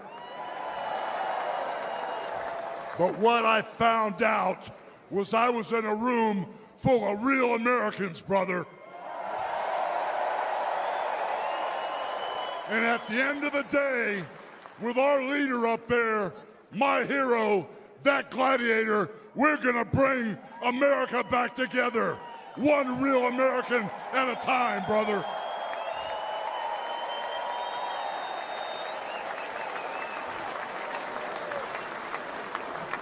You know something? I've seen some great tag teams in my time.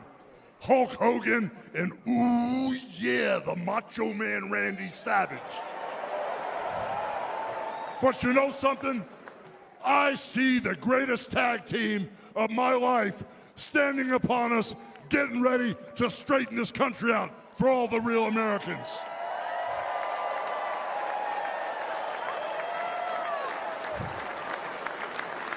You know, even though you guys are real Americans, you better get ready. Because when Donald J. Trump becomes the President of the United States, all the real Americans are going to be nicknamed Trumpites. Because all the Trumpites are going to be running wild for 4 years. So with the power of Donald J. Trump and all the Trumpites running wild, America is going to get back on track. And like Donald J. Trump said, America is going to be great again.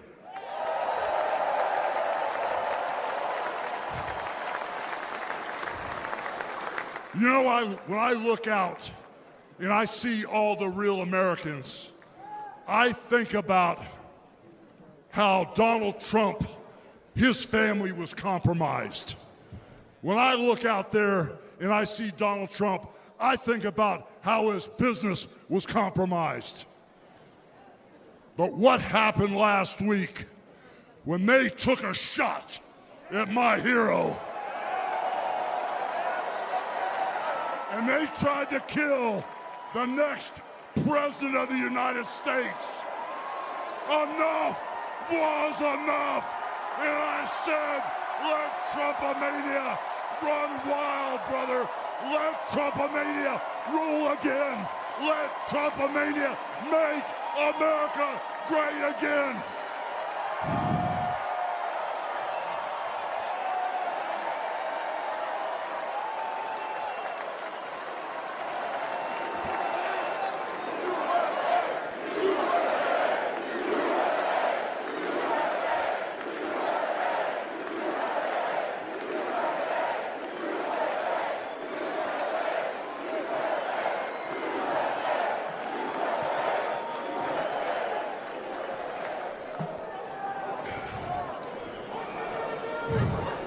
You know something, Trumpites?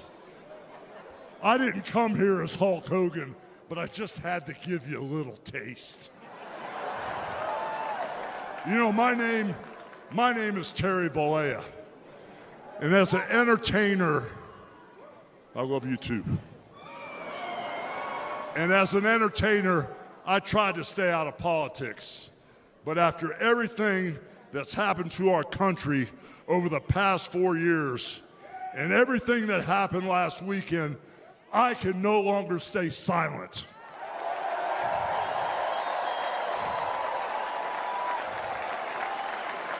I'm here tonight because I want the world to know that Donald Trump is a real American hero. And I'm proud to support my hero as the next President of this United States.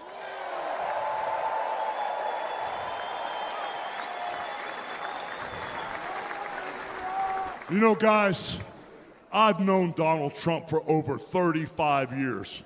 You know, hold on a second, hold on. I just had a flashback. Man. This is really tripping. You know, the last time I was up on stage, Donald Trump was sitting at ringside at the Trump Plaza. I was bleeding like a pig, and I won the world title right in front of Donald J. Trump. And you know something? He's gonna win in November, and we're all gonna be champions again when he wins.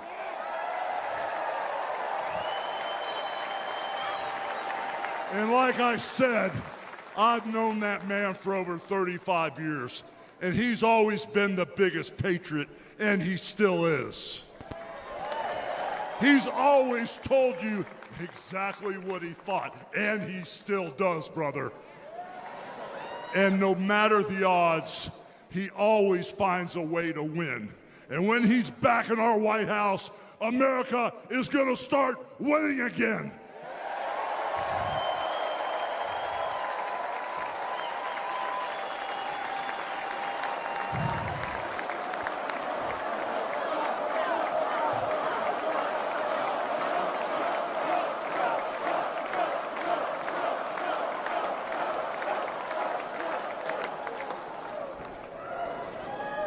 You know, guys, over my career, I've been in the ring with some of the biggest, some of the baddest dudes on the planet. And I've squared off against warriors, ooh yeah, savages. And I've even, like I said, body slammed giants in the middle of the ring. And I know tough guys. But let me tell you something, brother. Donald Trump is the toughest of them all.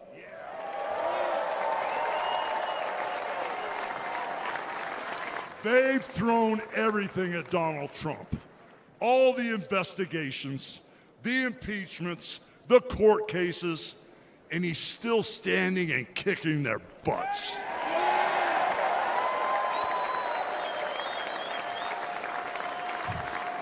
You know, we never had it better than the Trump years. Back then, we had a thriving economy. We had strong borders. We had safe streets. We had peace and respect around the world. But then we lost it all in a blink of an eye. Crime is out of control. The border is out of control. The price of food and gas and housing is out of control. And the only person who can clean this up is Donald Trump.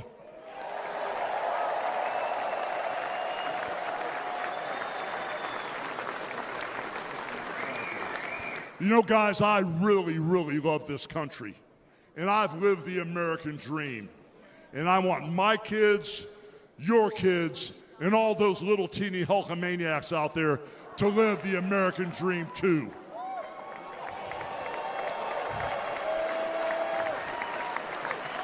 This November, guys, we can save the American dream for everyone. And Donald Trump is the president who will get the job done. So all you criminals, all you lowlifes, all you scumbags, all you drug dealers, and all you crooked politicians need to answer one question, brother. What you gonna do when Donald Trump and all the Trumpomaniacs run wild on you, brother? God bless you, and thank you.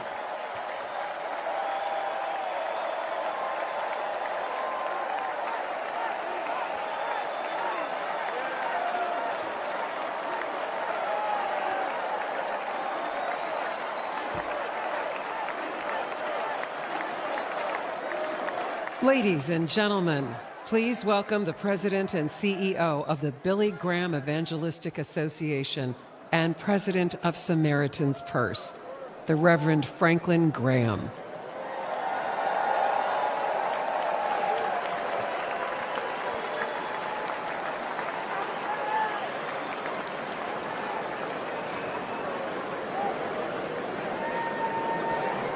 Good evening.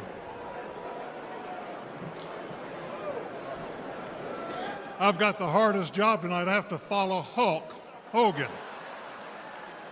But I stand here tonight as a private citizen who loves this country. I've been asked to say a few words and then to pray, and we're going to do that. Last Saturday in Butler, Pennsylvania, President Trump had a near-death experience, no question. But God spared his life. And when we go through those experiences, it changes us. It can cause us to examine our lives and to reevaluate our priorities, as you should. When President Trump rose from that platform, he rose with his fist raised in strength, showing America his unshakable resolve to fight for them in this nation.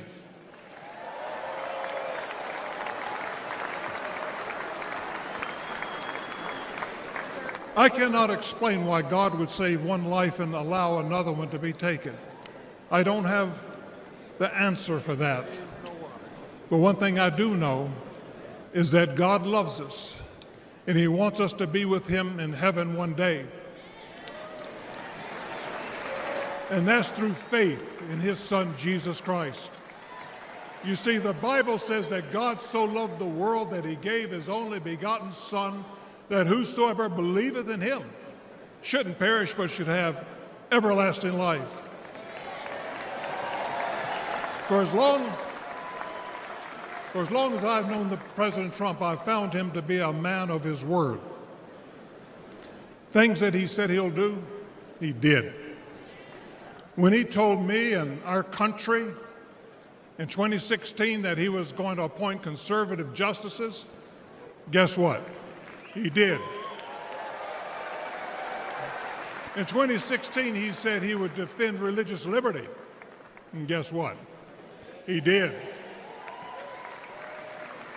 In 2019, I was with him at the United Nations when the first president of history of this country stood there to advocate for religious liberty worldwide.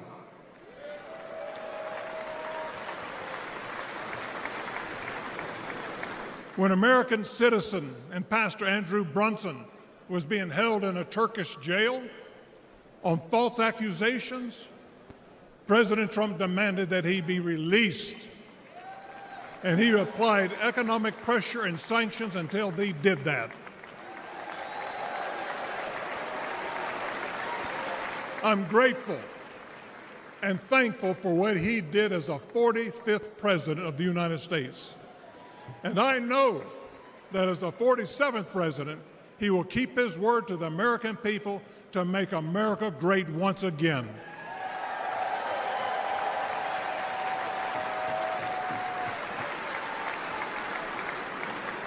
It's an honor for me to be asked to pray for Donald Trump this evening. And so what I'd like to do, I'd like us to pray, but I'd like us all to stand as we call upon the name of the God of heaven.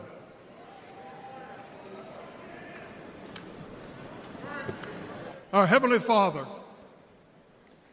we come before you this evening with grateful hearts.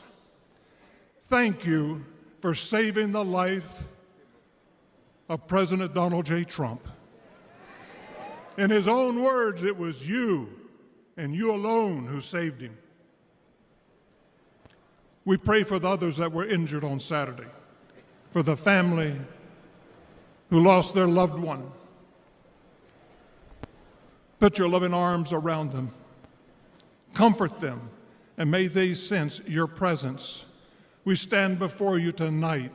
We say thank you for the provisions you have given to the United States of America. You have blessed this country more than any country in the world.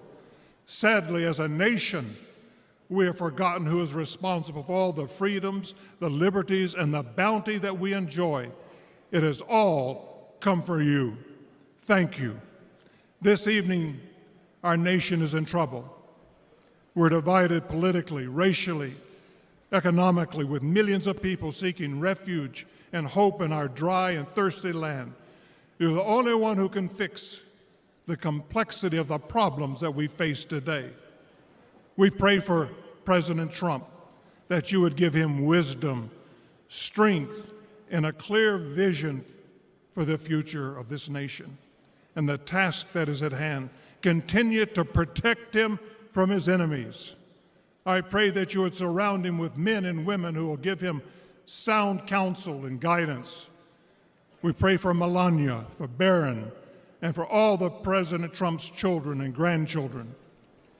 We pray for Senator J.D. Vance, his wife Ulsa, along with their young family. We're thankful for his strong stand for defending life.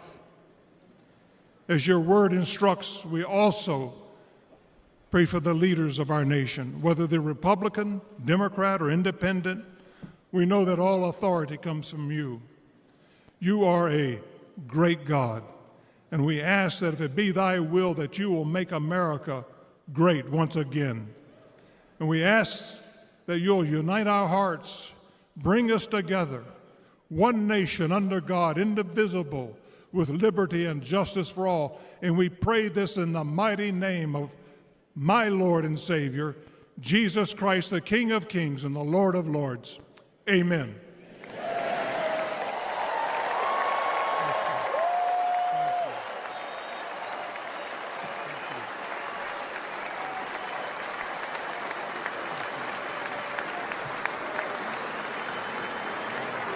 Ladies and gentlemen, please welcome businessman and Executive Vice President of the Trump Organization, Eric Trump.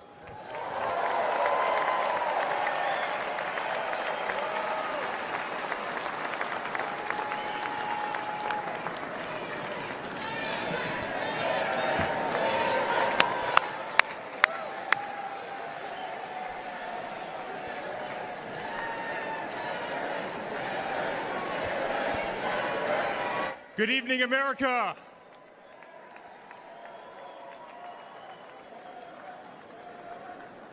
Eight years ago, my father sat our family down. He spoke of a nation in decline, of dreams slipping away, of a future endangered by failed leadership and broken promises. It was in that moment I knew my father had made a decision that would forever change our lives.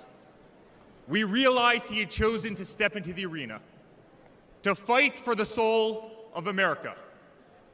He had decided to leave behind the comforts of an unbelievable business empire, to leave behind everything he had ever built, to answer the call to serve our nation. Unlike his predecessor, it was not a decision born out of necessity. Unlike the current president, it was not a decision that would enrich his family. Rather, it was a decision made out of love for this country and a deep concern for America's future.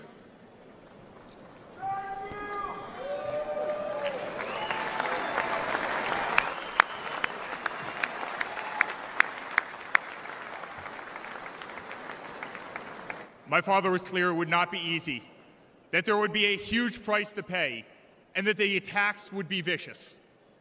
Looking back, that was an understatement. The made-up Russia hoax, the sham impeachments, the efforts to destroy an unbelievable company, a company that I run today, the efforts to cancel us, to silence him, to gag his free speech, and to drag him through every radical left courthouse in America, to take his life. Yet through it all, he's shown unwavering courage and determination, not just in public, but in every private conversation with me and our family.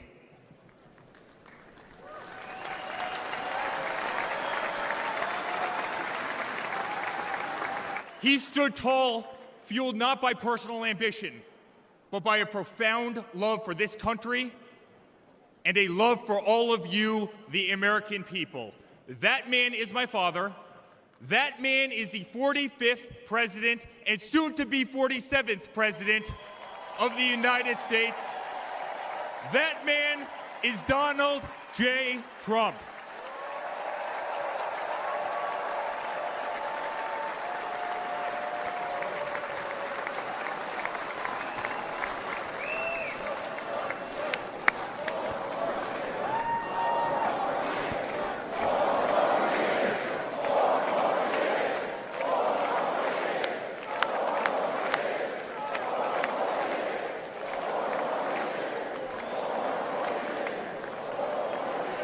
Each time I've stood on this stage, America has been at a dire crossroads.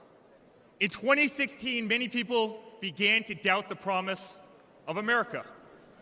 Our economy was struggling, jobs were scarce, our standing on the world stage was weak at best. Veterans were forgotten, our military was in shambles, our educational system was broken, ranked 30th in the world. He could no longer tolerate an inept administration that handed $150 billion to Iran, a country that chants death to America, or witness the continued attacks on our Constitution and our religious liberty, or see the disrespect shown to our unbelievable law enforcement officers who are being disarmed, defunded, and persecuted each and every day. He could no longer stand to see words like Christmas stripped from public use or the Pledge of Allegiance removed from our schools. But my father saw potential where others saw despair. Donald Trump built the New York City skyline. He did so during a time when businesses were turning away from the city he loved. Crime was rampant. The streets were dirty. But he had the Midas touch, and he turned those streets and neighborhoods into gold. He faced every challenge with tremendous vision and grit. As he did during the 2016 election, he rolled up his sleeves. He remained unapologetic. He did not care to be politically correct.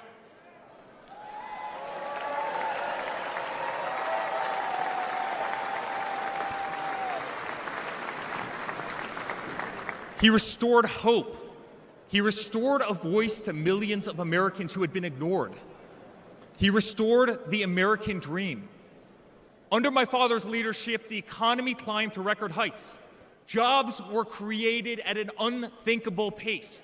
Unemployment reached historic lows across all demographics.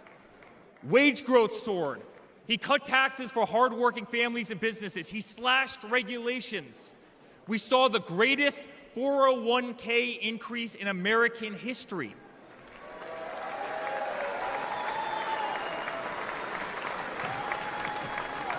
People bought their first homes in an environment that saw 2 to 3% interest rates.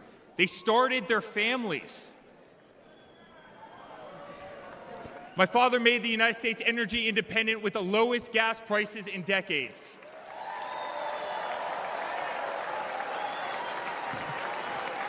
My father made the United States safe. Our borders were closed. There was peace in the Middle East. Soleimani, al-Baghdadi, the terrorists were dead.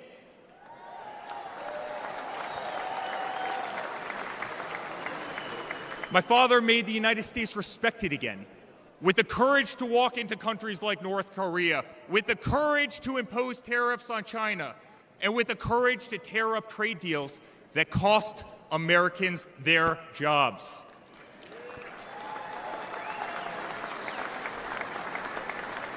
He brought manufacturing back to America. Small businesses flourished. He did what he promised. He put America first. We were winning. Donald Trump made America great again.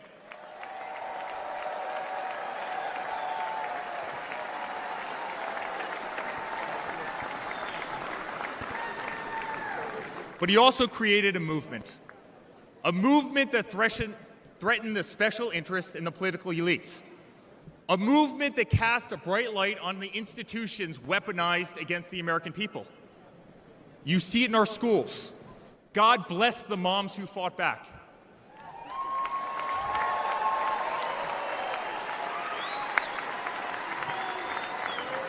You see it in your workplace. You see it on every news station, in every newspaper. You see it in the military, the most iconic military installations on planet Earth are stripped of their identity and renamed Fort Bragg, Benning, Fort Hood. You see it in Hollywood. You see it in our two-tier judicial system. They don't even hide it anymore. My father has been censored. The former president ripped off to Twitter, Instagram, and Facebook while terrorist organizations remain intact. My father has been persecuted, targeted by far-left Democrats funded by special interest groups and hand-picked judges. My father has been pulled off the ballots of states, radical justices attempting to defy the will of millions of Americans who adore who he is and what he stands for. My father even became the target of an assassin who almost killed America's single greatest hope for our future. The swamp is terrified of this incredible movement. They're terrified of it. They're terrified of you and the tens of millions of people watching us on TV right now. They've tried everything to keep him from you, everything, to destroy his legacy, to destroy his family. They have failed, and they will not win.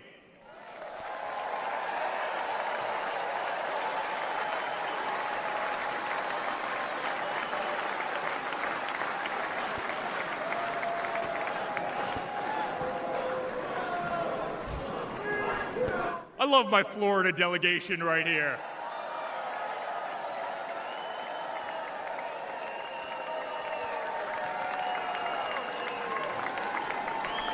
Thank you, guys. My father stands before you with the most votes of any Republican candidate in the history of our nation.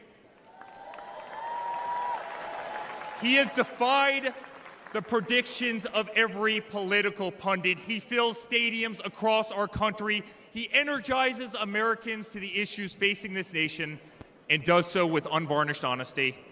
He is not a threat to democracy. He is a threat to those who despise our republic, many of whom are bought and sold, bribed and coerced, people who have never signed the front of a check and who have been dependent on the government their entire adult lives.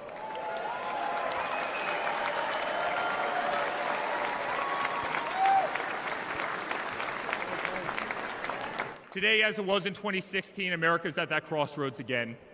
Energy prices are soaring. Interest rates are crippling. Everything is unaffordable.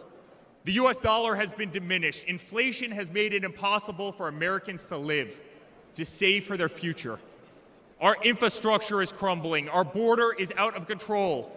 Millions are dead and displaced in Russia and Ukraine, a war that has no end and a war that we are funding. The Middle East has become a hornet's nest. Our greatest ally, Israel, totally under siege.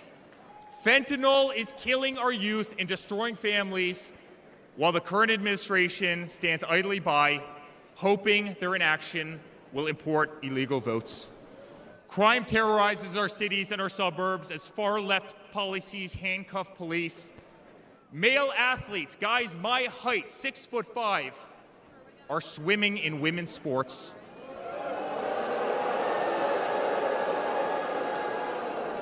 Destroying the dreams of young girls who have trained every minute of their lives.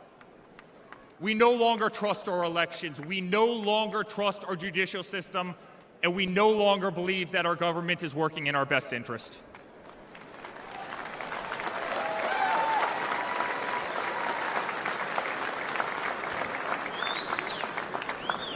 In spite of where we are today as a nation, I'd like to speak to every American.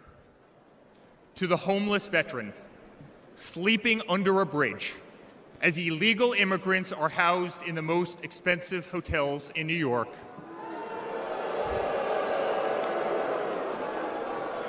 I'm sorry. We know it's wrong, and we will fix it.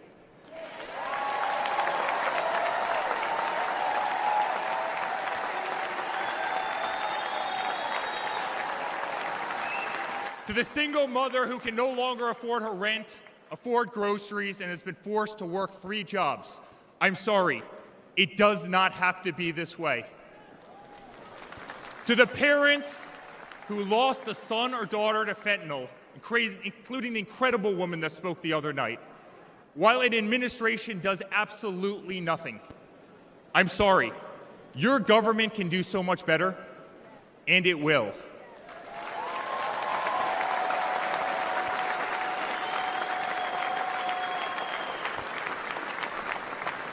To the children who are being brainwashed instead of learning the fundamentals in school, I'm sorry.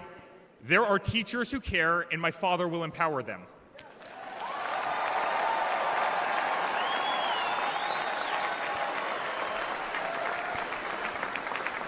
To the law enforcement officers, our brave Border Patrol, Secret Service agents who work every single day to protect our communities, knowing damn well that the system will throw you under the bus, I'm sorry. We will stand behind you.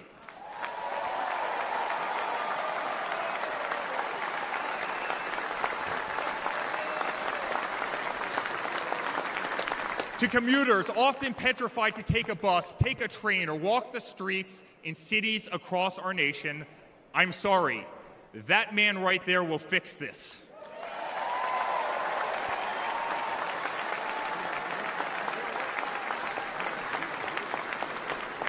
To the construction workers, to the middle-class families, to the families with children with disabilities, families who can no longer afford medical benefits or to take a vacation, I'm sorry.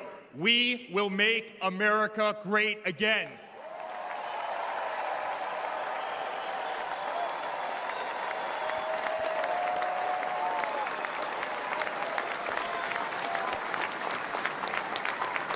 And to my father, who has been ruthlessly silenced, slandered, and attacked by a corrupt administration, I'm sorry. We know, and America knows, that they're not just after you, they're after all of us, and you just happen to be standing in their way.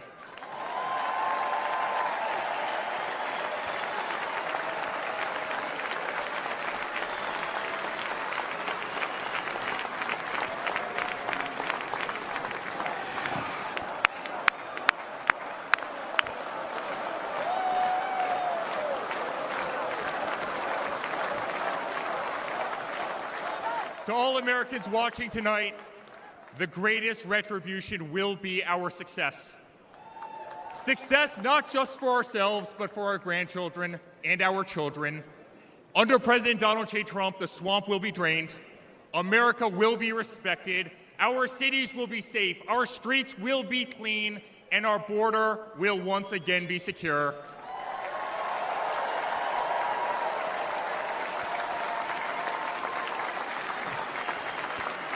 We will have peace. We will have prosperity. Your hard-earned tax dollars will enrich a better America, not be squandered in corrupt foreign nations. Education will be handed back to the states. We will no longer be 30th in the world. We will be first.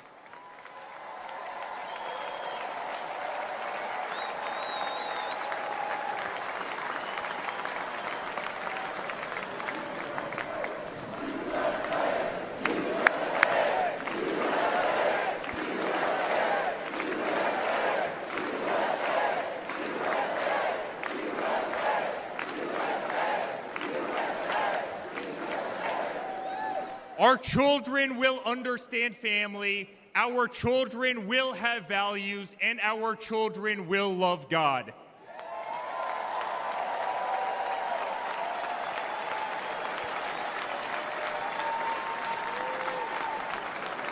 Our country will prioritize free speech, respect freedom of religion, and honor our Constitution.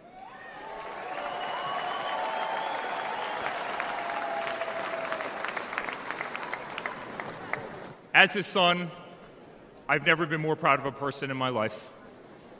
A man who has defied all odds more than once. A man who believed in the promise of America when others turned away. A man who saw a nation in need of a champion and answered that call with unwavering determination and courage. A man who survived a bullet that was intended to eliminate him permanently from our future and from our family. Never have I been more proud to be a Trump.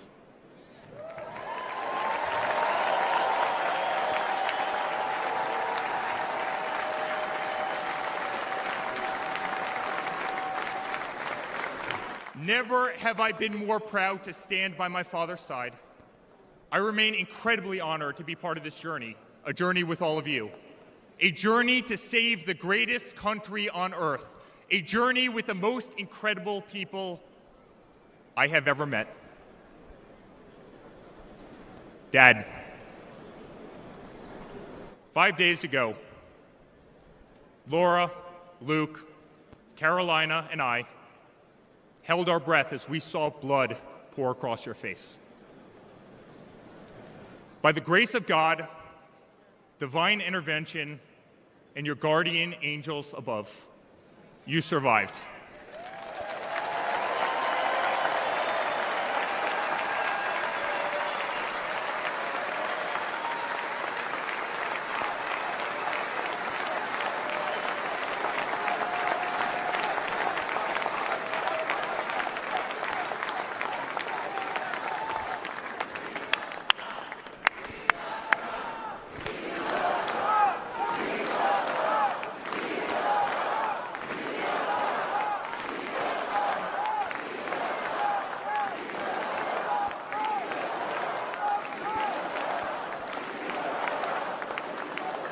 You are the greatest fighter I have ever seen. You are strong, you are full of life, and you are unapologetic. Your optimism is contagious. Your backbone is unbreakable. Your conviction to fight for what is right and against all that is wrong is truly next level.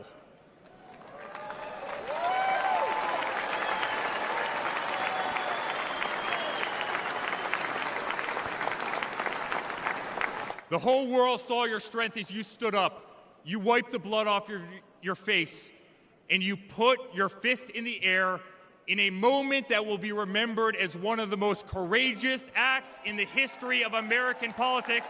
You shouted, "Fight! Fight! Fight!"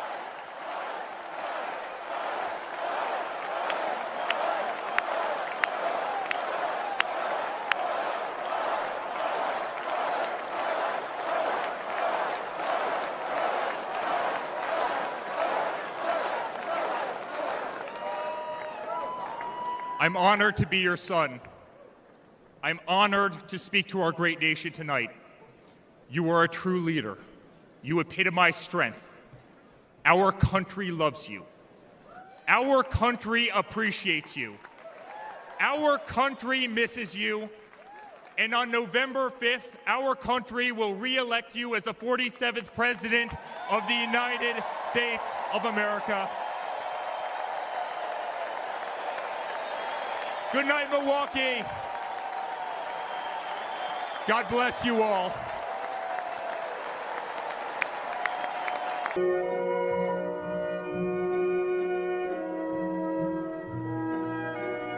Ladies and gentlemen, the next First Lady of the United States, Mrs. Melania Trump.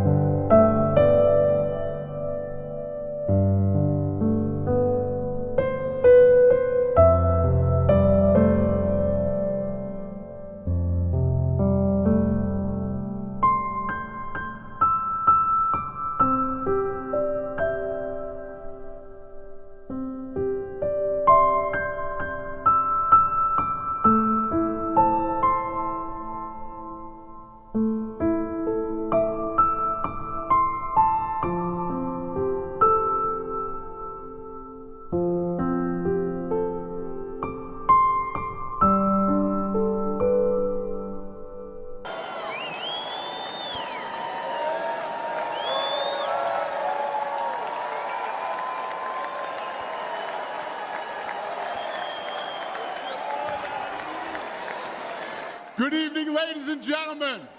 I am Dana White. I am the CEO and president of the Ultimate Fighting Championship. So 2 weeks ago, I got a call from President Trump asking me if I'd be willing to speak tonight. As usual, there was no pressure, no demands. He asked me as a friend, and of course I said yes. Then, after I accepted his offer, he sent me a text message, and I just want to read to you a little piece of what President Trump wrote to me. Dana, I'm so honored that you will be doing the introduction at the National Republican Convention. Think of it as the biggest fight you ever had, a fight for our country and even the world. I only wish you didn't have to interrupt your family trip, but I hope they understand they love you and they know how important this is. Now think about this. This man's running for president of the United States. He's fighting for the future of this country, and he's concerned about interrupting my family trip. That's the President Trump that I know, a man who truly cares about people. The mainstream media likes to push the narrative that he doesn't care about anyone but himself. I absolutely know that's not the truth because I've been friends with this guy for 25 years. And for the people who know me, they'll know this is true. I just want to make something very clear. Nobody in the Trump campaign has ever told me what to say. Nobody tells me what to say, and I'm nobody's puppet.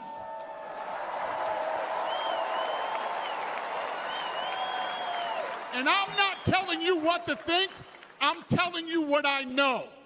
And I know President Trump. I know President Trump is a fighter. I've been saying this since 2015.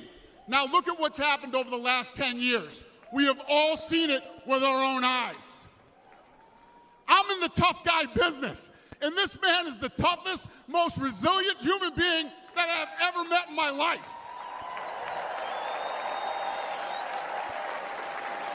The higher the stakes, the harder he fights, and this guy never, ever gives up. So what's at stake here? The answer is in President Trump's text, and I quote, "A fight for our country." I know why he's running for president again. Why else would he put himself through everything he's dealt with just to get back here? We all know he doesn't need this. This guy's got a great life. He has a beautiful family, and he has achieved everything that you could possibly achieve in life. I know President Trump is literally putting his life on the line for something bigger than himself, and he's willing to risk it all because he loves this country.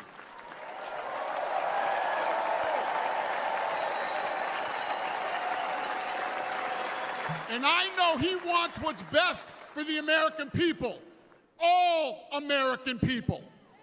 I know he's running for president to save our American dream. I'm living the American dream, and I know the American dream is very real.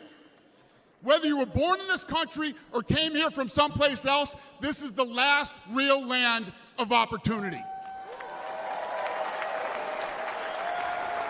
President Reagan once said, "Government's first duty is to protect the people, not run their lives." And if you're buried in government red tape, how will you ever start your own business? If you're struggling to pay your bills, how can you ever afford to start a family? And if you don't feel safe in your own town, why would you ever buy a house? I know that President Trump is fighting to save the American dream, and that's what's at stake in this election. We are choosing who we want to lead us in this fight.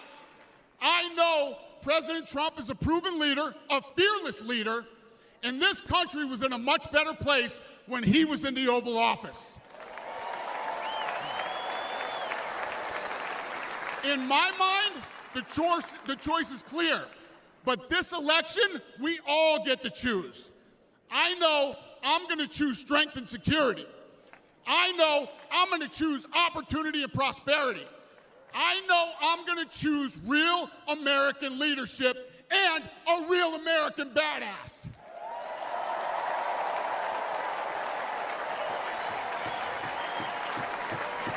And I'm not telling you what choice to make, and I'm not telling you what to think. I'm telling you what I know. I know America needs a strong leader, and the world needs a strong America. I know Donald J. Trump is the best choice for President of the United States. My fellow Americans, it is my honor to introduce the 45th and soon-to-be 47th President of the United States, Donald J. Trump.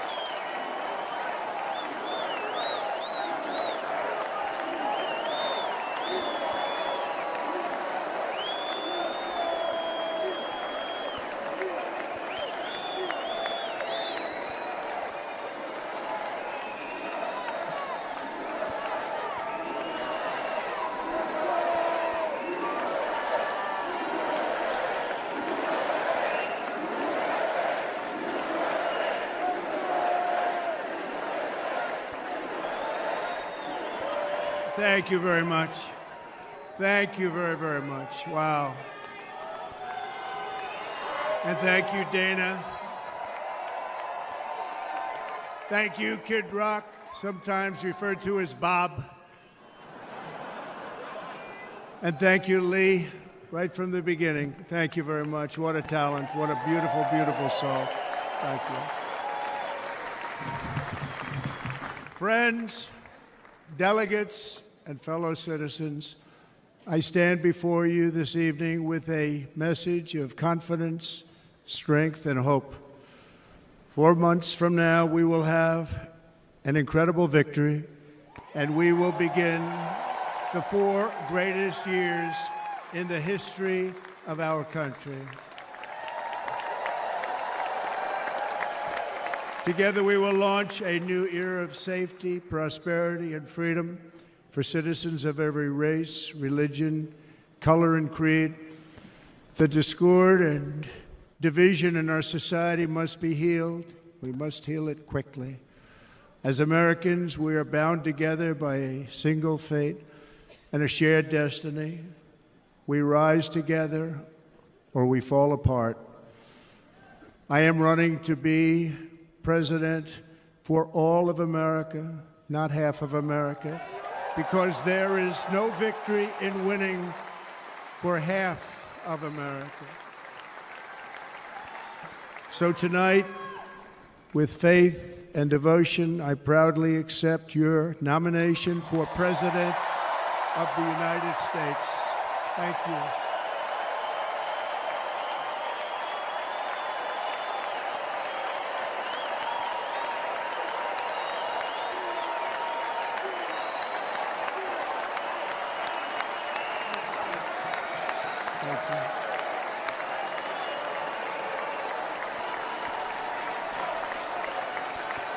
Thank you very much.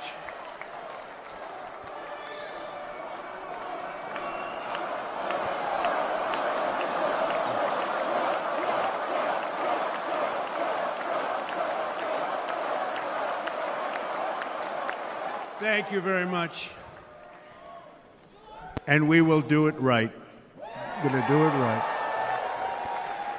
Let me begin this evening by expressing my gratitude to the American people for your outpouring of love and support following the assassination attempt at my rally on Saturday.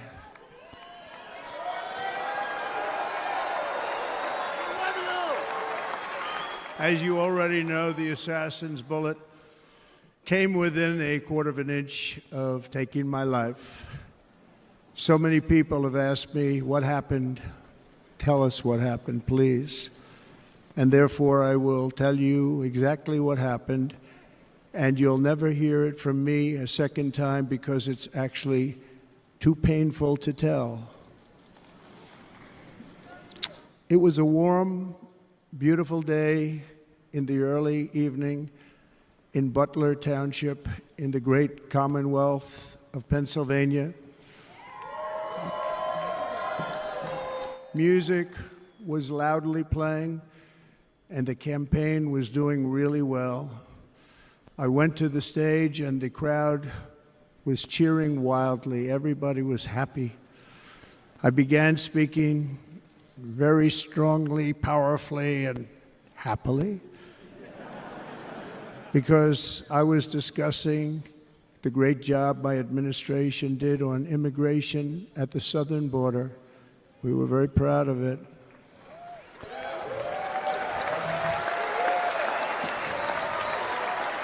Behind me and to the right was a large screen that was displaying a chart of border crossings under my leadership. The numbers were absolutely amazing. In order to see the chart, I started to, like this, turn to my right and was ready to begin a little bit further turn, which I'm very lucky I didn't do, when I heard a loud whizzing sound and felt something hit me really, really hard on my right ear. I said to myself, wow, what was that? It can only be a bullet. And moved my right hand to my ear, brought it down. My hand was covered with blood, just absolutely blood all over the place. I immediately knew it was very serious, that we were under attack, and in one movement proceeded to drop to the ground. Bullets were continuing to fly as very brave Secret Service agents rushed to the stage, and they really did. They rushed to the stage.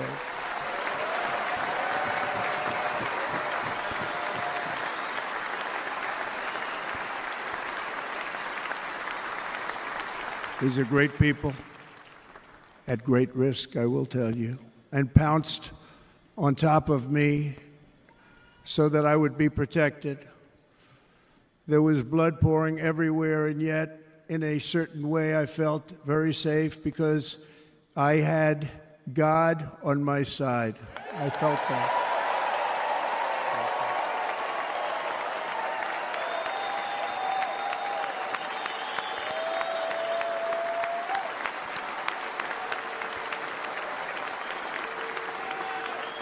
The amazing thing is that prior to the shot, if I had not moved my head at that very last instant, the assassin's bullet would have perfectly hit its mark, and I would not be here tonight. We would not be together.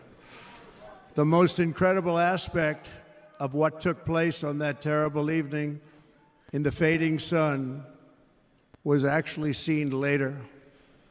in almost all cases, as you probably know, and when even a single bullet is fired, just a single bullet, and we had many bullets that were being fired, crowds run for the exits or stampede, but not in this case. It's very unusual.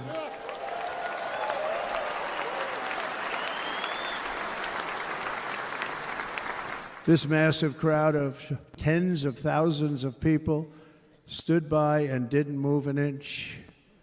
In fact, many of them bravely but automatically stood up looking for where the sniper would be. They knew immediately it was a sniper, and then began pointing at him. You can see that if you look at the group behind me. That was just a small group compared to what was in front. Nobody ran, and by not stampeding, many lives were saved. But that isn't the reason that they didn't move. The reason is that they knew I was in very serious trouble. They saw it. They saw me go down. They saw the blood and thought, actually most did, that I was dead. They knew it was a shot to the head. They saw the blood. And there's an interesting statistic. The ears are the bloodiest part. If something happens with the ears, they bleed more than any other part of the body. For whatever reason, the doctors told me that. I said, why is there so much blood? He said, it's the ears. They bleed more. So we learned something, but they just, this beautiful crowd, they didn't want to leave me. They knew I was in trouble. They didn't want to leave me. And you can see that love written all over their faces. Incredible people. They're incredible people. Bullets were flying over us, yet I felt serene. But now the Secret Service agents were putting themselves in peril. They were in very dangerous territory. Bullets were flying right over them, missing them by a very small amount of inches. And then it all stopped. Our Secret Service sniper, from a much greater distance and with only one bullet used, took the assassin's life, took him out.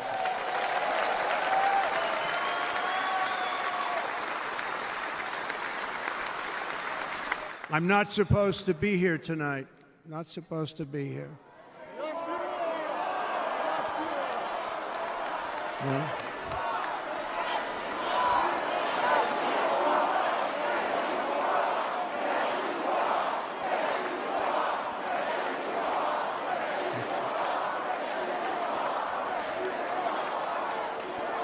Thank you. But I'm not.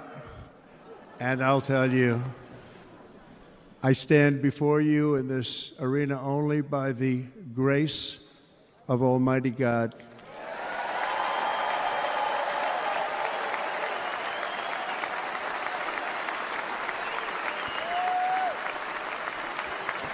In watching the reports over the last few days, many people say it was a providential moment.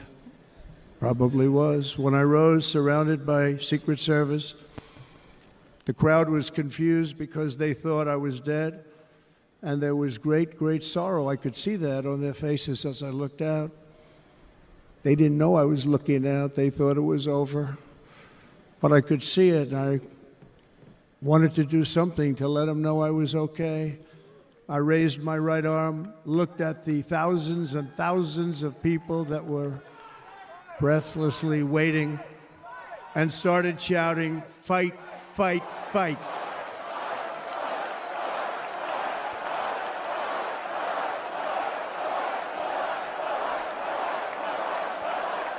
Thank you. Once my clenched fist went up, and it was high into the air. You've all seen that.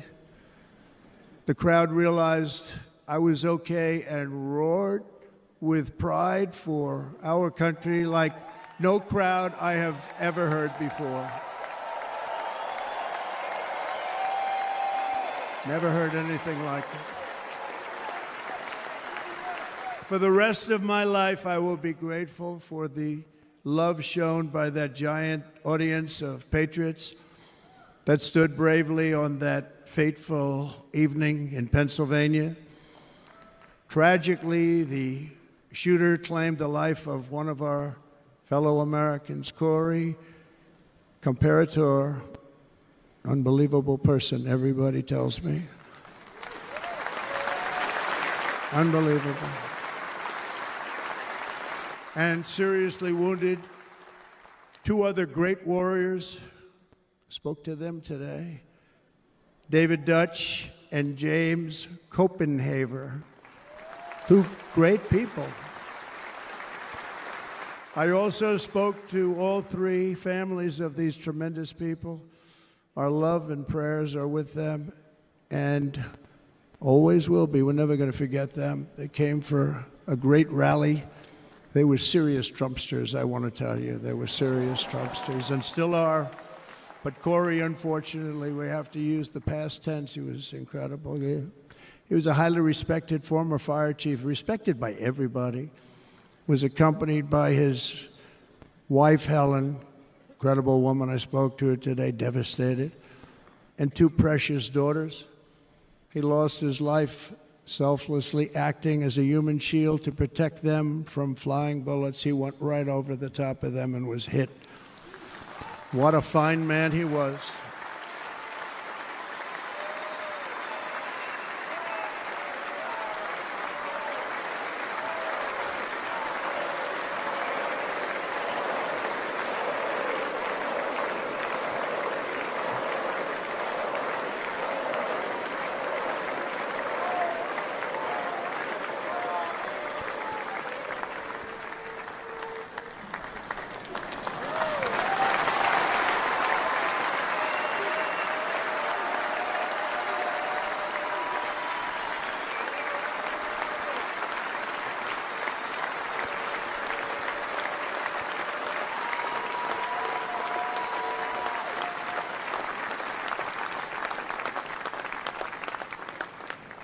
I want to thank the fire department and the family for sending his helmet, his outfit, and it was just something, and they're going to do something very special when they get it. But we did something which cannot match what happened, not even close. But I am very proud to say that over the past few days, we've raised $6.3 million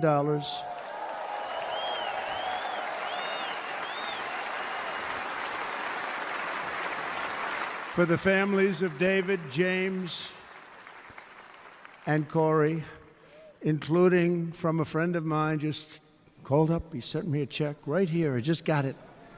$1 million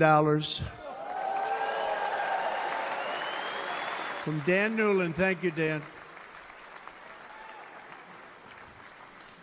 And again, when speaking to the family, I told them, I said, well, I'm going to be sending you a lot of money, but it can't compensate. They all said the same thing. You're right, sir. We appreciate so much what you're doing, but nothing can take the place in the case of Corey. And the other two, by the way, they were very, very seriously injured, but now they're doing very well. They're going to be okay. They're going to be doing very well.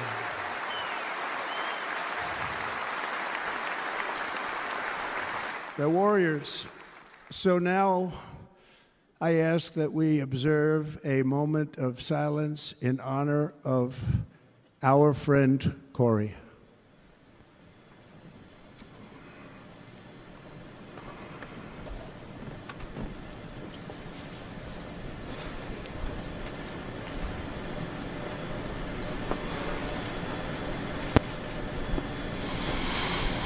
There is no greater love than to lay down one's life for others.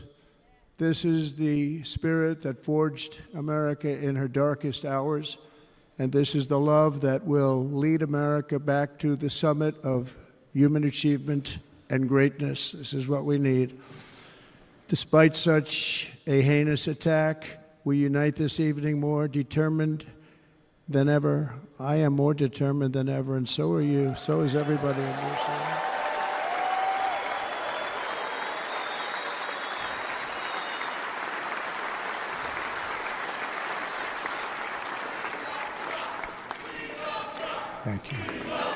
Thank you very much.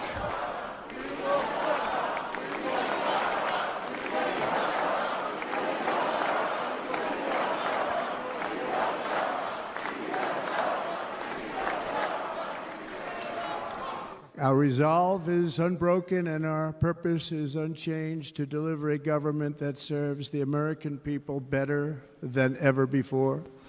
Nothing will stop me in this mission because our vision is righteous and our cause is pure. No matter what obstacle comes our way, we will not break, we will not bend, we will not back down, and I will never stop fighting for you, your family, and our magnificent country. Never.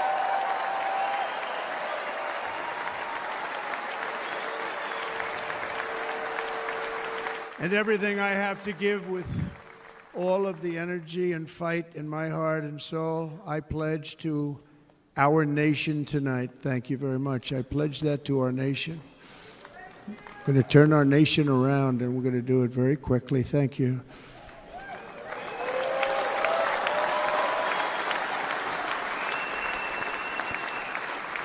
This election should be about the issues facing our country and how to make America successful, safe, free, and great again.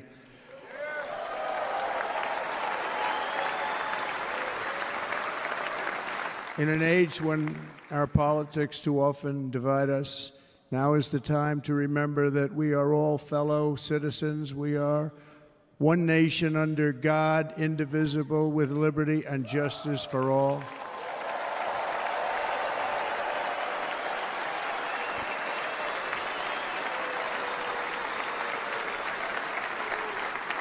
And we must not criminalize dissent or demonize political disagreement, which is what's been happening in our country lately at a level that nobody has ever seen before. In that spirit, the Democrat Party should immediately stop weaponizing the justice system and labeling their political opponent as an enemy of democracy.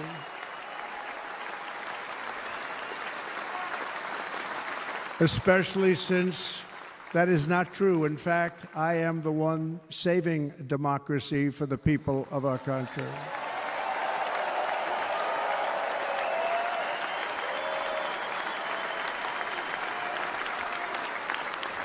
And very big news, as you probably just read, on Monday a major ruling was handed down from a highly respected federal judge in Florida, Eileen Cannon, finding that the prosecutor and the fake documents case against me were totally unconstitutional, and the entire case was thrown out of court. With all of that publicity, thrown out of court. If Democrats want to unify our country, they should drop these partisan witch hunts, which I have been going through for approximately 8 years. And they should do that without delay and allow an election to proceed that is worthy of our people. We're going to win it anyway, but worthy of our people. On this journey, I am deeply honored to be joined by my amazing wife, Melania.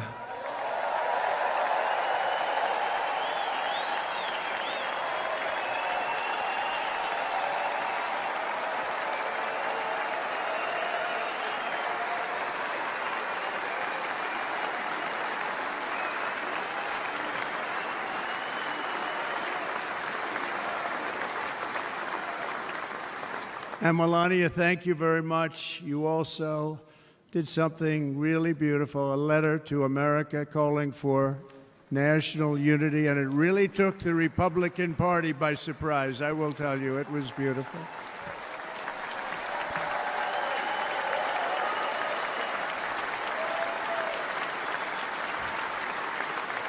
In fact, some very serious people said that we should take that letter and put it as part of the Republican platform. That would be an honor, wouldn't it? Right, Mr. Congressman? But it captivated so many, so I also want to thank my entire family for being here, Don, Kimberly, Ivanka and Jared, Eric and Lara, Tiffany and Michael, Baron, we love our Baron.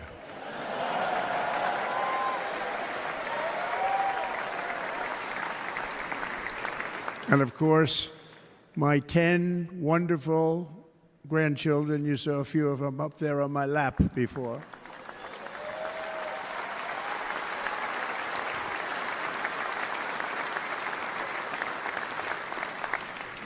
And how good was Dana? Was Dana good? I mean, was he good? He was on probably the only vacation he's had in about, maybe ever, because he works, but about 10 years with his wife, very far away. I won't tell you where, but very, very far away, beautiful place. And my people called, and he said, I won't be able to do it. This is many, many years. I promised my wife I can't do it. And they came in, they said, Dana won't be able to do it, because he was my first, second, and third choice. I said, well, that's too bad, but I understand he's away, and it's good. It's good for him. And that was it. About 30 minutes later, she came back in, sir, Dana just called, he's going to do it. And his wife, she said, you can't turn him down, you just can't do it, you have to go. That's a good wife.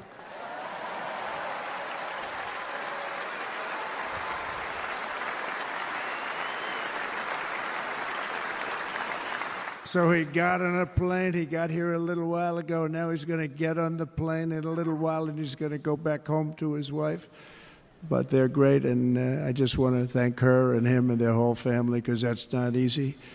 And Kid Rock, same thing. Called, he said, I want to be a part of it. I want to be a part, because, Kid does his great song, big, big monster song. I had no idea. He became a friend of mine over the last 10 years. And he's amazing. Everyone loves him. I didn't even know how big he was. He has rallies, 35,000, 40,000 people he gets every time he goes out. I think he's making so much money, he doesn't know what the hell to do with it. You want to know? And then we have my other friend, and I've known him so long, and we took that song, and it was a big success, but we made that. I saw a chart of great songs to America. That was #1 on the chart recently, #1. So that's Lee Greenwood, a very special, beautiful person. He's a beautiful man. But they all wanted to be here. They called. And how about the Hulkster? How good was he? Is he up? Where is he? Boy, oh boy.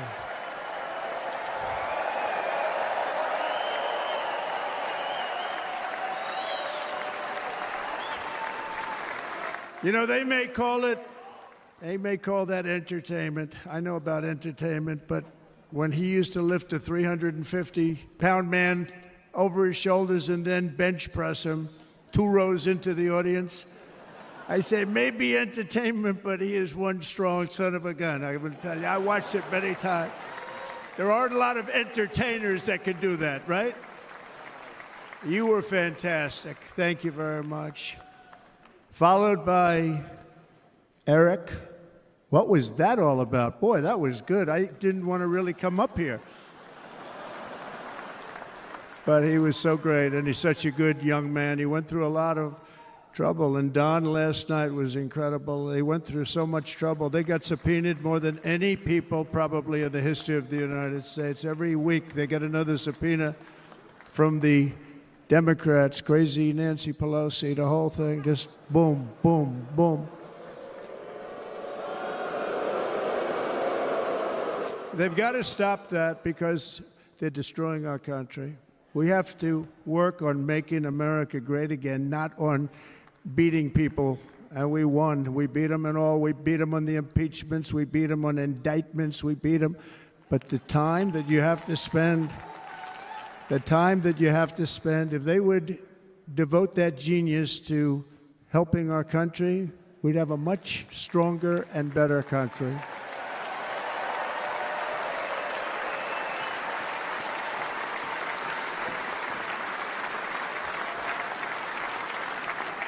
And Jason, the biggest star in country music. Jason, thank you for being here.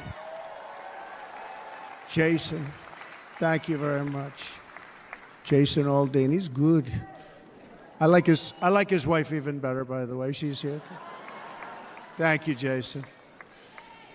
But I'm thrilled to have a new friend and partner fighting by my side. The next Vice President of the United States, the current Senator from Ohio, J.D. Vance, and his incredible wife, Usha.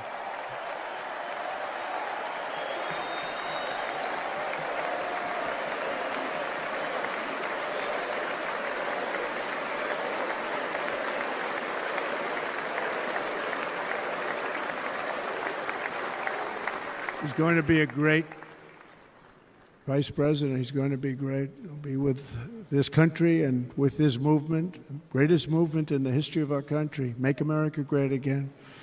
When they criticize it, they say, we're going to try and stop MAGA. I said, MAGA is Make America Great Again. What are you going to stop? There's nothing to stop.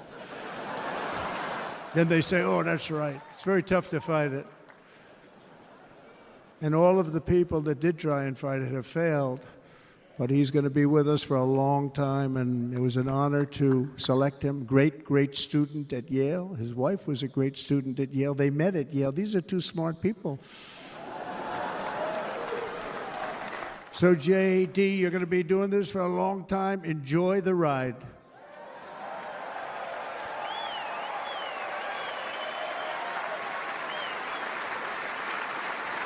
And a very special thank you to the extraordinary people of Milwaukee and the great state of... Oh, there they are. There they are. You are so easy to spot. And Green Bay's going to have a good team this year, right? They're going to have a good team. They're going to have a good team. Most of the audience doesn't like it, but it's true. You're going to have a very good team this year. And by the way, Wisconsin, we are spending over $250 million here creating jobs and other economic development all over the place. So I hope you will remember this in November and give us your vote. I am trying to buy your vote. I'll be honest about that.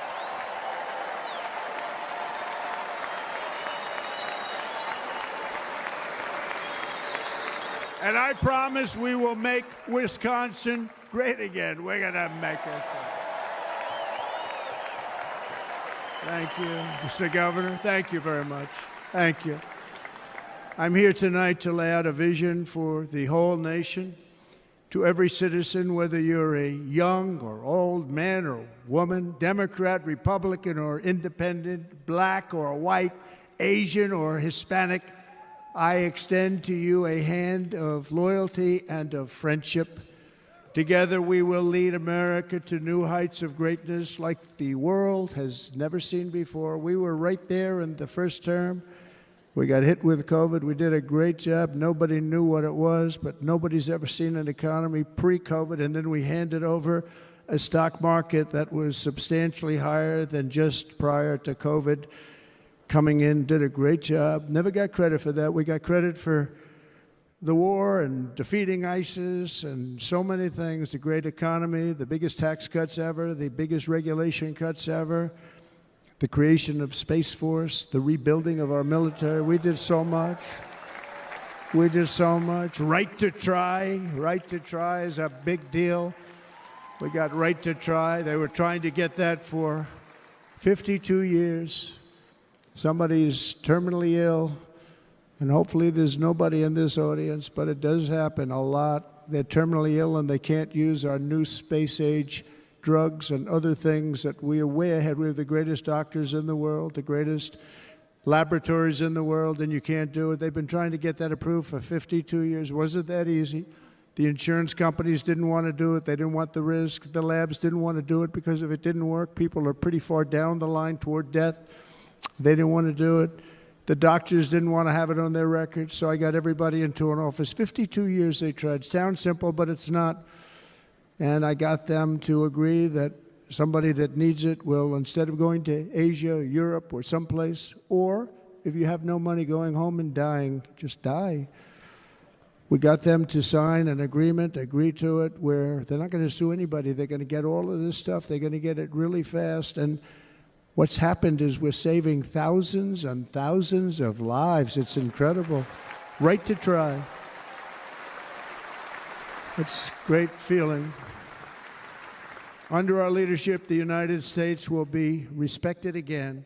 No nation will question our power. No enemy will doubt our might. Our borders will be totally secure. Our economy will soar.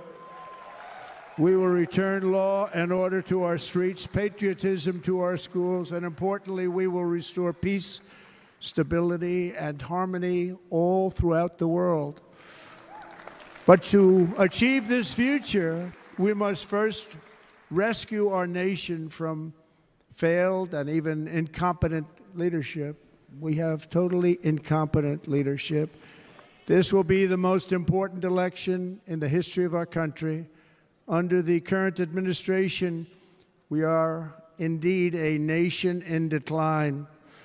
We have an inflation crisis that is making life unaffordable, ravaging the incomes of working and low-income families, and crushing, just simply crushing our people like never before. They've never seen anything like it.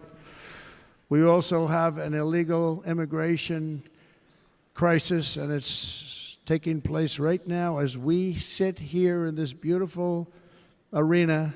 It's a massive invasion at our southern border that has spread misery, crime, poverty, disease, and destruction to communities all across our land. Nobody's ever seen anything like it. Then there's an international crisis, the likes of which the world has seldom been part of. Nobody can believe what's happening. War is now raging in Europe and the Middle East. A growing specter of conflict hangs over Taiwan, Korea, the Philippines, and all of Asia. And our planet is teetering on the edge of World War III. And this will be a war like no other war because of weaponry. The weapons are no longer army tanks going back and forth shooting at each other. These weapons are obliteration. It's time for a change. This administration can't come close to solving the problems. We're dealing with very tough, very fierce people. They're fierce people. And we don't have fierce people. We have people that are a lot less than fierce, except when it comes to cheating on elections and a couple of other things. Then they're fierce. Then they're fierce. So tonight, I make this pledge to the great people of America. I will end the devastating inflation crisis immediately, bring down interest rates, and lower the cost of energy. We will drill, baby, drill.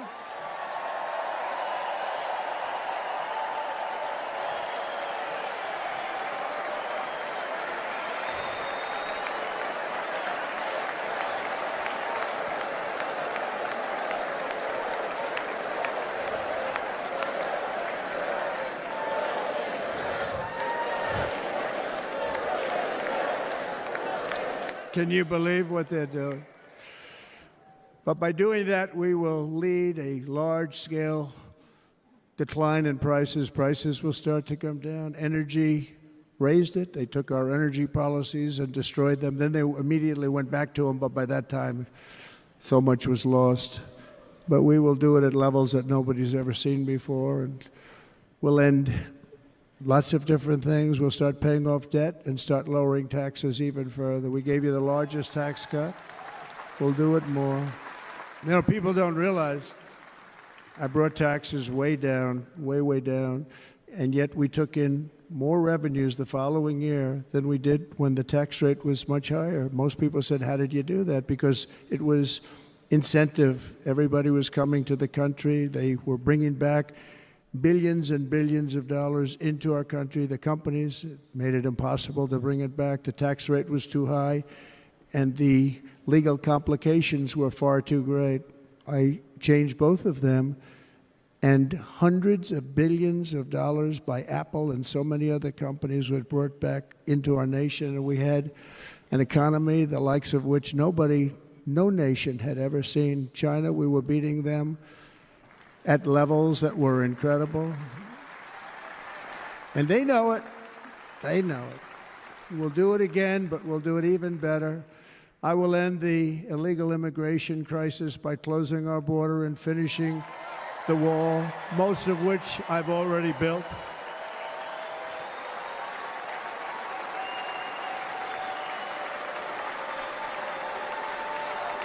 On the wall, we were dealing with a very difficult Congress.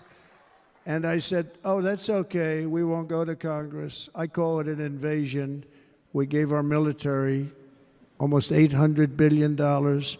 I said, I'm going to take a little of that money because this is an invasion. And we built, most of the wall is already built.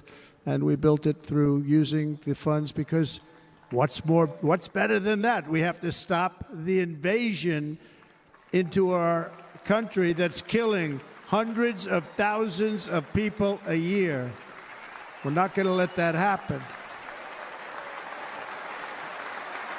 I will end every single international crisis that the current administration has created, including the horrible war with Russia and Ukraine, which would have never happened if I was president, and the war caused by the attack on Israel, which would have never happened if I was president. Iran was broke. Iran had no money. Now Iran has $250 billion.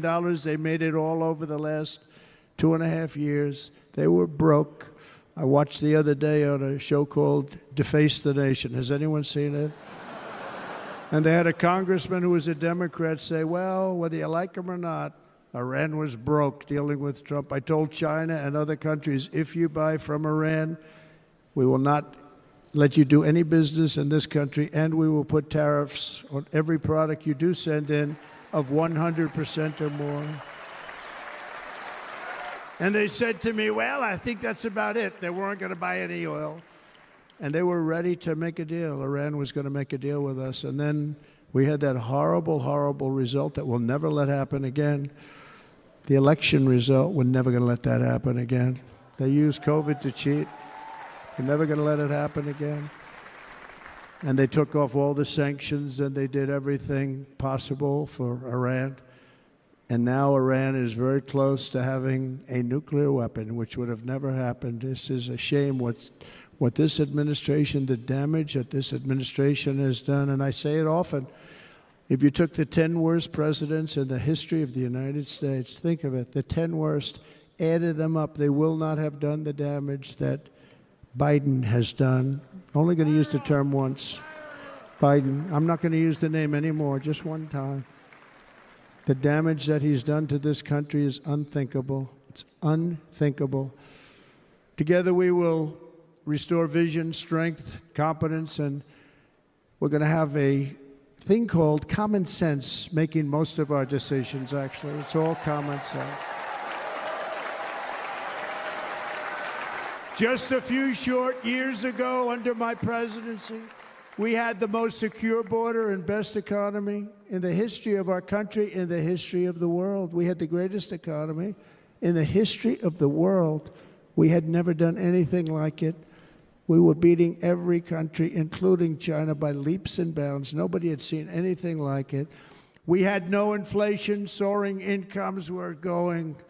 Nobody can believe it. You can't believe what happened 4 years ago is happening now in reverse. And the world was at peace. Inflation has been a killer for our country. No matter what you make it doesn't matter because inflation is eating you alive. People that were putting away money, they were making great wages, the highest they've ever made, but they were putting away a lot of money. Now they are just being destroyed. They're not putting away anything. They're barely living. They're going into savings accounts. They're taking out their money to live because of inflation. Inflation, remember, it's called a country buster. You can go back to Germany from 100 years ago. You can go back to any country that suffered great inflation. We've suffered the worst inflation we've ever had. But go back and see what's happened to those countries. We've had the worst inflation we've ever had under this person. But in less than 4 years, our opponents have turned incredible success into unparalleled tragedy and failure. It's been a tremendous failure. Today, our cities are flooded with illegal aliens. Americans are being squeezed out of the labor force and their jobs are taken. And by the way, you know who's taking the jobs that are created? 107% of those jobs are taken by illegal aliens. And you know who's being hurt the most by millions of people pouring into our country? The black population and the Hispanic population, because they're taking the jobs from our black population, our Hispanic population, and they're also taking them from unions. The unions are suffering because of it. Thank you. Thank you. I like you too. Thank you very much. Inflation has wiped out the life savings of our citizens and forced the middle class into a state of depression and despair. That's what it is. It's despair and depression. We cannot and will not let this continue. Less than 4 years ago, we were a great nation, and we will soon be a great nation again. We're going to be a great nation again.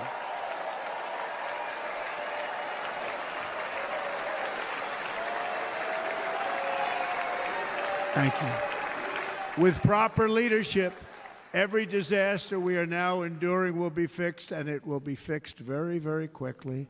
So tonight, whether you've supported me in the past or not, I hope you will support me in the future, because I will bring back the American dream. That's what we're going to do. You don't even hear about the American dream anymore. With great humility, I am asking you to be excited about the future of our country. Be excited. Be excited.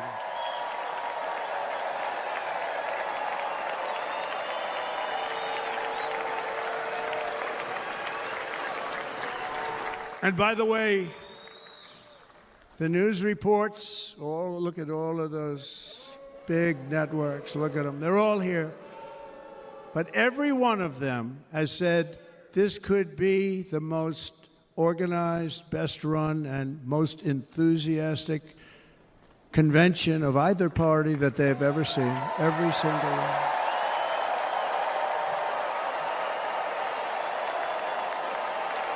And it's true. It's true. And there's love in the room. There's great love in the room.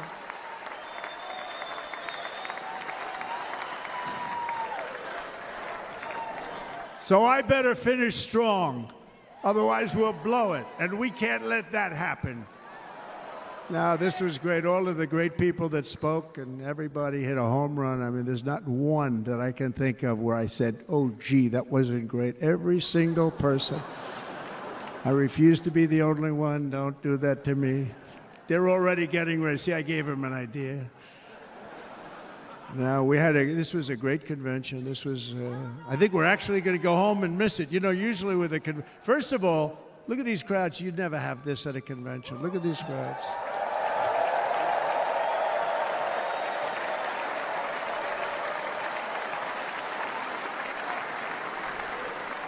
Love, it's about love. This week, the entire Republican Party has formally adopted an agenda for America's renewal, and you saw that agenda, and it's very short compared to the long, boring, meaningless agendas of the past, including the Democrats. They write these things that are hundreds of pages long, and they never read them after they're done. In their case, fortunately, they don't read them because they're pretty bad. It's a series of bold promises that we will swiftly implement when you give us a Republican House. And Mr. Speaker, thank you very much. We have our great Speaker of the House with us tonight. Mr. Speaker, thank you very much. Thank you. A Republican Senate, we have many senators here. And send me back to our beautiful White House just a few short months from now. We're talking about just months. It can't come fast enough. We have to get it done. First, we must get economic relief to our citizens. Starting on day one, we will drive down prices and make America affordable again. We have to make it affordable. It's not affordable. People can't live like this. Under this administration, our current administration, groceries are up 57%, gasoline is up 60 and 70%, mortgage rates have quadrupled. And the fact is, it doesn't matter what they are because you can't get the money anyway. You can't buy houses. Young people can't get any financing to buy a house. The total household costs have increased an average of $28,000 per family under this administration.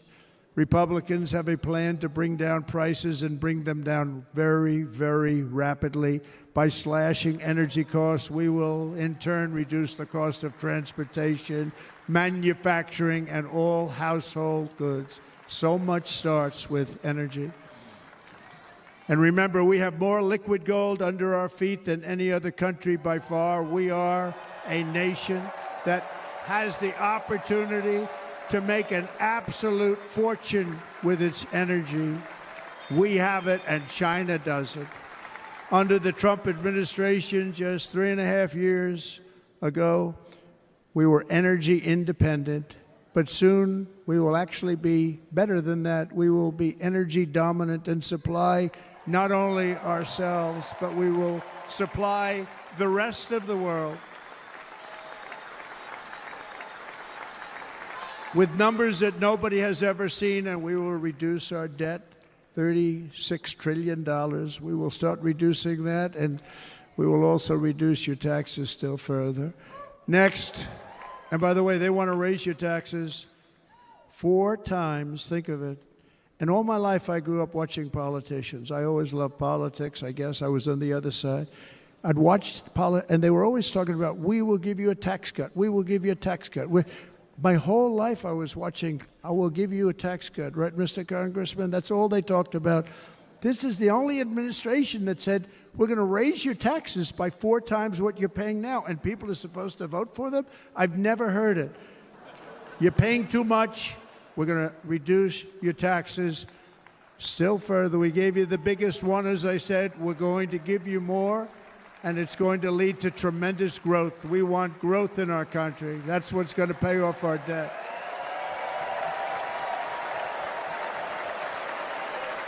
And next, we will end the ridiculous and actually incredible waste of taxpayer dollars that is fueling the inflation crisis. They've spent trillions of dollars on things having to do with the Green New Scam. It's a scam. And that's caused tremendous inflationary pressures in addition to the cost of energy. And all of the trillions of dollars that are sitting there not yet spent, we will redirect that money for important projects like roads, bridges, dams, and we will not allow it to be spent on meaningless Green New Scam ideas.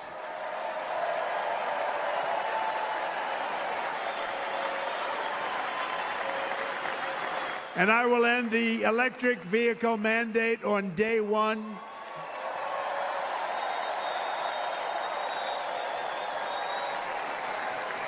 Thereby saving the U.S. auto industry from complete obliteration, which is happening right now, and saving U.S. customers thousands and thousands of dollars per car. And right now, as we speak, large factories, just started, are being built across the border in Mexico. So with all the other things happening on our border, and they're being built by China to make cars and to sell them into our country, no tax, no anything. The United Auto Workers ought to be ashamed for allowing this to happen. And the leader of the United Auto Workers should be fired immediately, and every single auto worker, union and non-union, should be voting for Donald Trump, because we're going to bring back car manufacturing, and we're going to bring it back fast.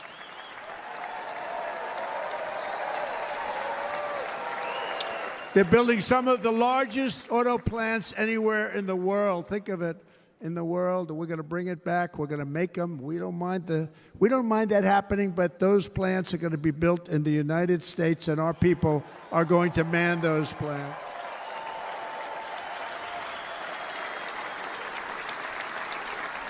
And if they don't agree with us, we'll put a tariff of approximately 100 to 200% on each car, and they will be unsellable in the United States.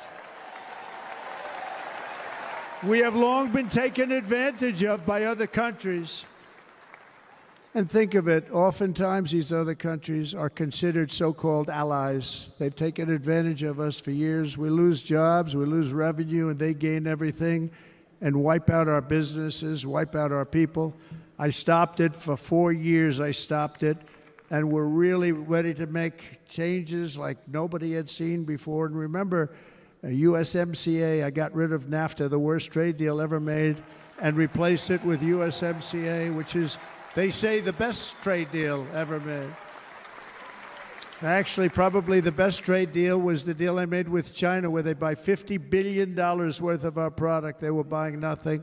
They buy $50 billion worth. They had to. But I don't even talk about it because of COVID. I don't even mention it, frankly, because of what happened with the China virus.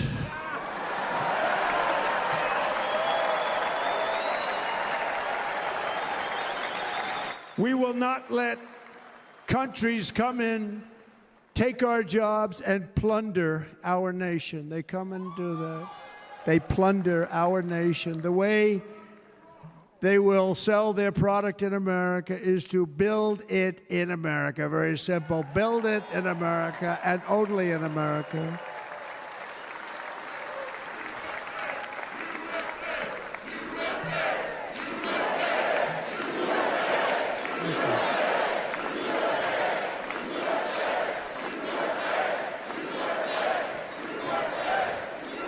And this very simple formula, and Congress has to go along with us, and they will. This very simple formula will create massive numbers of jobs. We will take over the auto industry again, and many, many, hundreds of thousands of jobs. We lost so many jobs over the years. If you go back 20, 25 years, they've stolen, going to China and Mexico, about 68% of our auto industry manufacturing jobs. We're going to get them all back. We're going to get them all back, every one of them. At the center of our plan for economic relief are massive tax cuts for workers that include something else that's turned out to be very popular, actually. Here it's very popular in this building and all those hotels that I saw that are so nice. I'm staying in a nice one. It's called no tax on tips. No tax on tips. No tax on tips.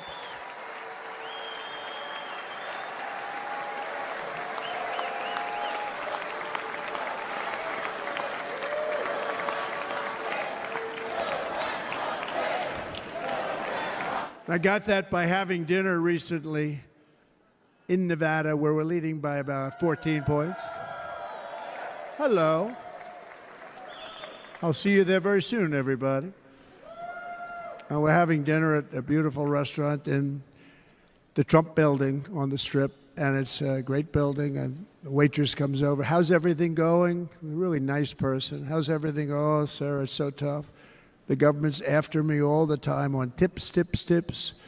I said, well, they give you cash. Would they be able to find them? She said, actually, and I didn't know this, she said, very little cash is given. It's all put right on the check. And they come in and they take so much of our money, it's just ridiculous. And they don't believe anything we say. And they've just hired, as you know, 88,000 agents to go after them even more. And I said, this shows the level of my, most people go out, they hire consultants, they pay millions of dollars. But I said to her, let me just ask you a question. Would you be happy if you had no tax on tips? She said, what a great idea. I got my information from a very smart waitress. That's better than spending millions of dollars. And everybody loves it.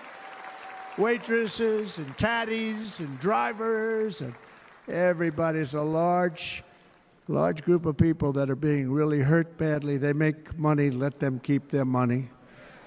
I'm going to protect Social Security and Medicare. Democrats are going to destroy Social Security and Medicare because all of these people, by the millions they're coming in, they're going to be on Social Security and Medicare and other things, and you're not able to afford it. They are destroying your Social Security and your Medicare.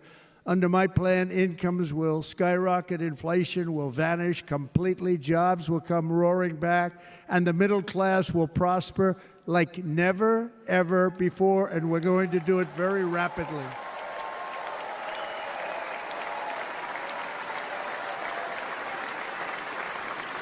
But no hope or dream we have for America can succeed unless we stop the illegal immigrant invasion, the worst that's ever been seen anywhere in the world. There's never been an invasion like this anywhere. Third world countries would fight with sticks and stones not to let this happen.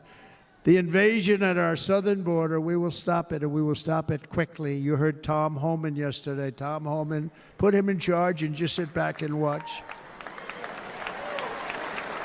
Brandon Judd, the Border Patrol, he's incredible. These guys, you know, they really, their job is a lot easier if they don't have to do anything, but they want to. They're patriots. Brandon Judd, Border Patrol, ICE. ICE goes out. You have to see what ICE does with MS-13. You have these are probably the worst gang, and ICE goes in there. And I know a lot of people in these rows here, and they're very tough people, but they don't want to do this job.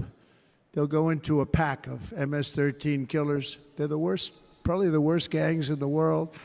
And we have thousands of them. I moved thousands and thousands out in my 4 years. We moved them out, and it was a pleasure. But ICE would go right into a pack of these killers, and you see fists flying, you see everything flying, and then they take them. They put them in a paddy wagon. They take them back, and they get them out of our country. And the other countries weren't accepting them back, and I called up, and I said, tell them that we're not giving them economic aid anymore. And the next day, I got calls from all of these countries that were terminated. Billions of dollars we spend on economic aid to countries that does us, frankly, no good.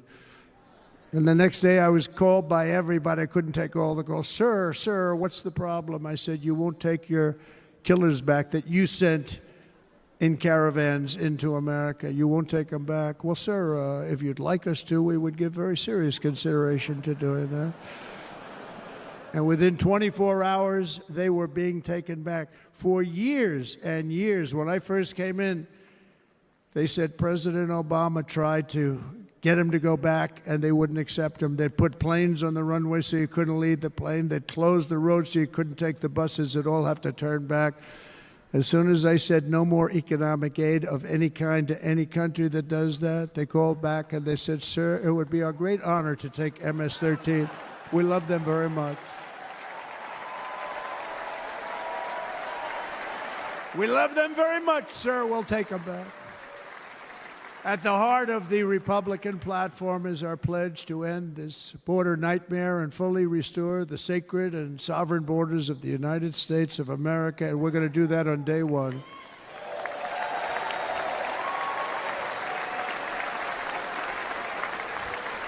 That means two things on day one, right? Drill, baby, drill, and close our borders.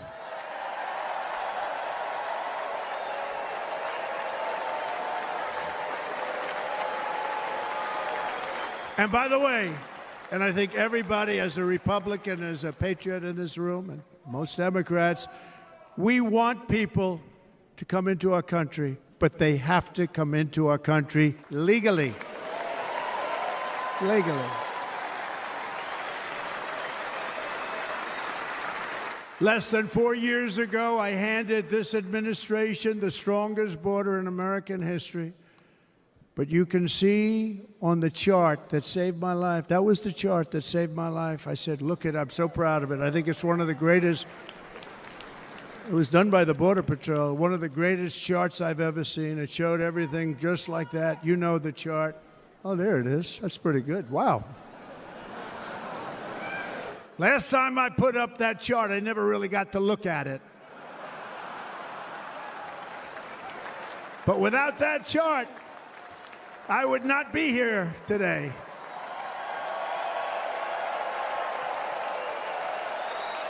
Never got to look at it.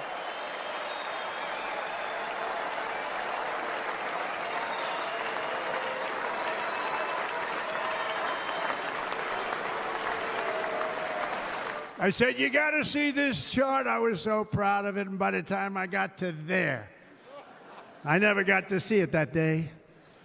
But I'm seeing it now, and I was very proud. If you look at the arrow on the bottom, that's the lowest level, the one on the bottom, heavy red arrow. That's the lowest level of illegal immigrants ever to come into our country in recorded history, right there. Right there. And that was my last week in office. And then you see what happened after I left. Look at the rest. And if you go out a little bit further, it's getting to be a little bit old, but I love it anyway, right? But you can go much higher with those numbers. Look what happened right after that. The invasion began. We had the opposite. We stopped the invasion, but the invasion that we stopped was peanuts by comparison to what happened after I left. Look at what happened after I left. They took over our country. We ended all catch and release. We shut down asylum fraud. We stopped human trafficking and forged historic agreements to keep illegal aliens on foreign soil. We want them to stay on their soil. Under the Trump administration, if you came in illegally, you were apprehended immediately and you were deported. You went right back.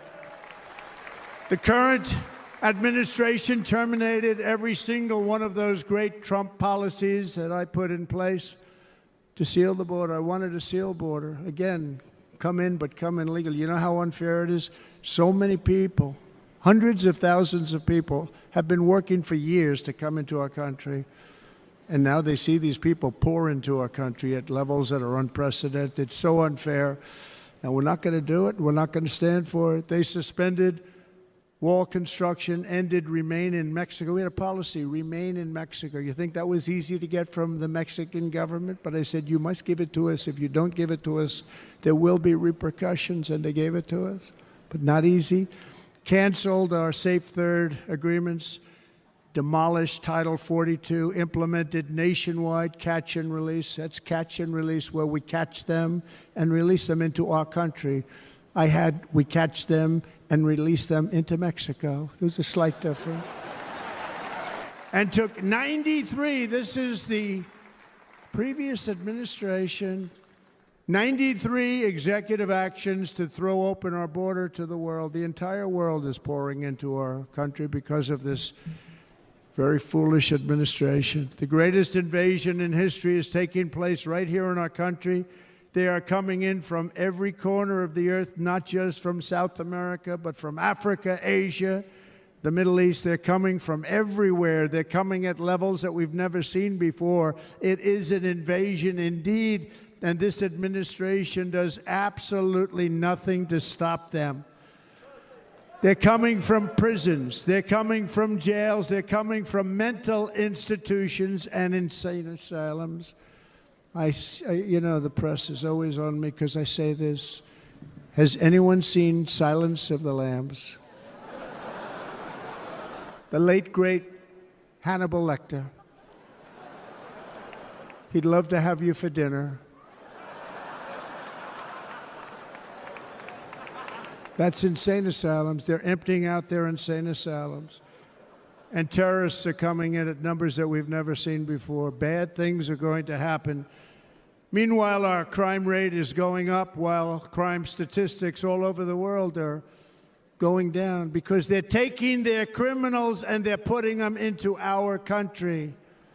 A certain country, and I happen to like the president of that country very much, but he's been getting great publicity because he's a wonderful shepherd of the country. He says how well the country's doing because their crime rate is down. And he said he's training all of these rough people. They're rough. He's training them. And I've been reading about this for 2 years. I think, oh, that's wonderful. Let's take a look at it. But then I realized he's not training them. He's sending all of his criminals, his drug dealers, his people that are in jails, he's sending them all to the United States. And he's different in that he doesn't say that. He's trying to convince everybody what a wonderful job he does in running the country. Well, he doesn't do a wonderful job.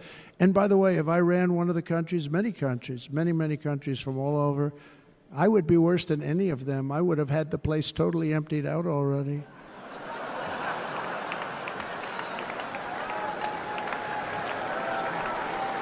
But we become a dumping ground for the rest of the world, which is laughing at us. They think we're stupid.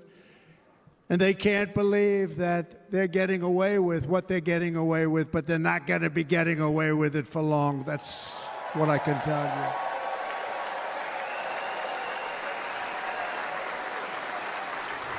you. In Venezuela, Caracas, high crime. Caracas, Venezuela. Really a dangerous place, but not anymore. Because in Venezuela, crime is down 72%. In fact, if they would ever win this election, I hate to even say that, we will have our next Republican convention in Venezuela because it will be safe. Our cities will be so unsafe, we will not be able to have it there. In El Salvador, murders are down by 70%. Why are they down?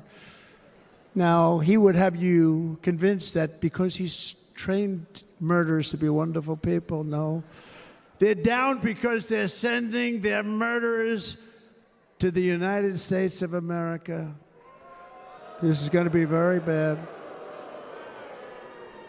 And bad things are going to happen, and you're seeing it happen all the time. That's why, to keep our families safe, the Republican platform promises to launch the largest deportation operation in the history of our country. Even larger than that of President Dwight D. Eisenhower from many years ago. You know, he was a moderate, but he believed very strongly in borders. He had the largest deportation operation we've ever had. Just recently, I spoke to the grieving mother of Jocelyn Nungary, a wonderful woman, a precious 12-year-old girl from Houston who last month was tied up, assaulted, and strangled to death after walking to the convenience store just a block away from her house. Her body was dumped near the side of the road in a shallow creek, found by some onlookers who couldn't believe what they had witnessed. Charged with Jocelyn's heinous murder are 2 illegal aliens from Venezuela who came across our border, were in custody, and were then released into the country by this horrible, horrible administration that we have right now. I also met recently with the heartbroken mother and sister of Rachel Morin. Rachel was a 37-year-old mom of 5 beautiful children who was brutally raped and murdered while out on a run. She wanted to keep herself in good shape. It was very important to her. She was murdered. The monster responsible first killed another woman in El Salvador before he was led into America by the White House. This White House let them in. He then attacked a 9-year-old girl and her mother in a home invasion in Los Angeles before murdering Rachel in Maryland. Traveled all throughout the country, doing tremendous damage. Rachel's mother will never be the same. I spent time with her. She will never be the same. I've also met with the wonderful family of Laken Riley, the brilliant 22-year-old nursing student. She was so proud of being first in her class, who was out for a jog on the campus of the University of Georgia when she was assaulted, beaten, and horrifically killed. Yet another American life was stolen by a criminal alien set free by this administration. And these were incredible people we're talking about. These were incredible people who died. Tonight, America, this is my vow. I will not let these killers and criminals into our country.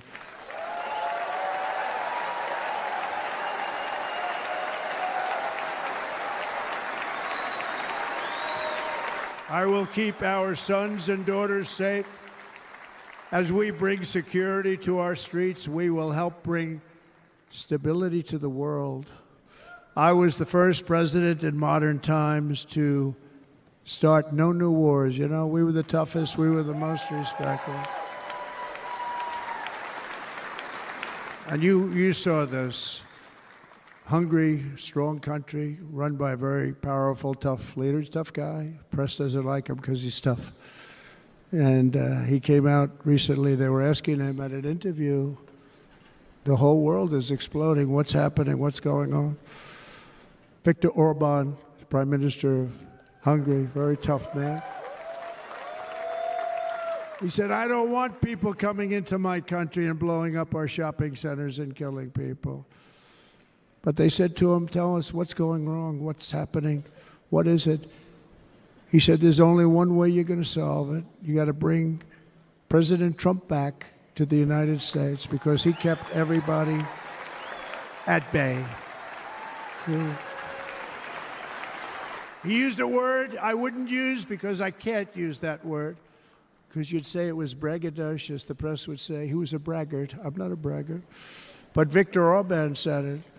He said Russia was afraid of him. China was afraid of him. Everybody was afraid of him. Nothing was going to happen. The whole world was at peace. And now the world is blowing up around us. All of these things that you read about were not going to happen. Under President Bush, Russia invaded Georgia. Under President Obama, Russia took Crimea. Under the current administration, Russia is after all of Ukraine. Under President Trump, Russia took nothing.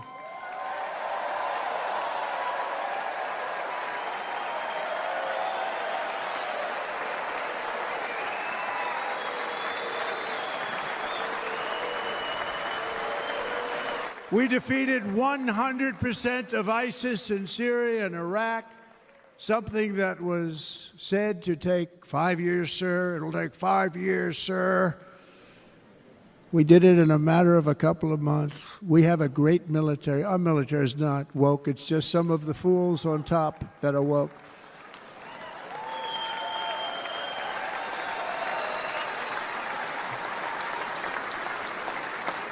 I got along very well. North Korea, Kim Jong-un, I got along very well with him. The press hated when I said that. How could you get along with him? Well, you know, it's nice to get along with somebody who has a lot of nuclear weapons or otherwise, isn't it?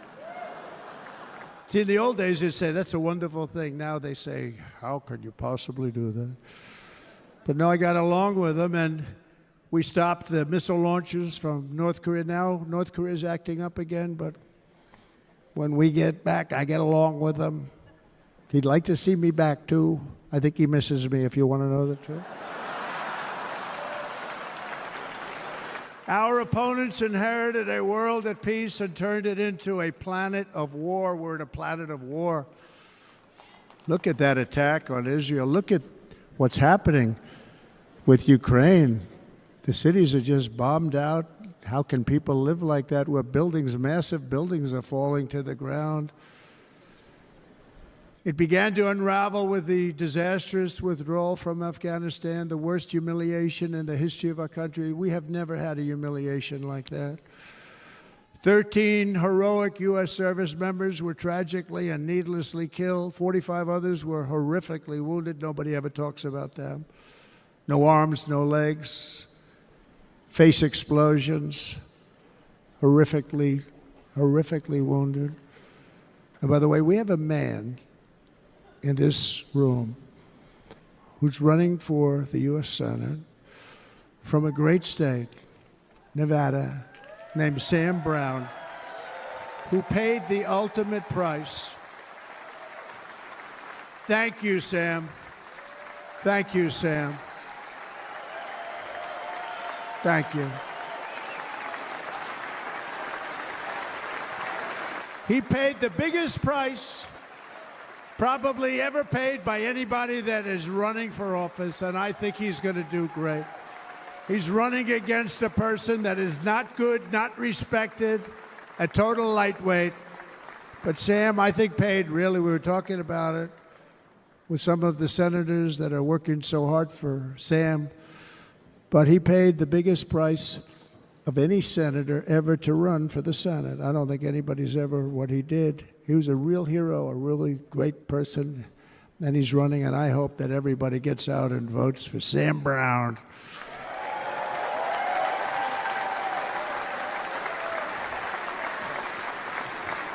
And we also left behind $85 billion worth of military equipment, along with many American citizens were left behind.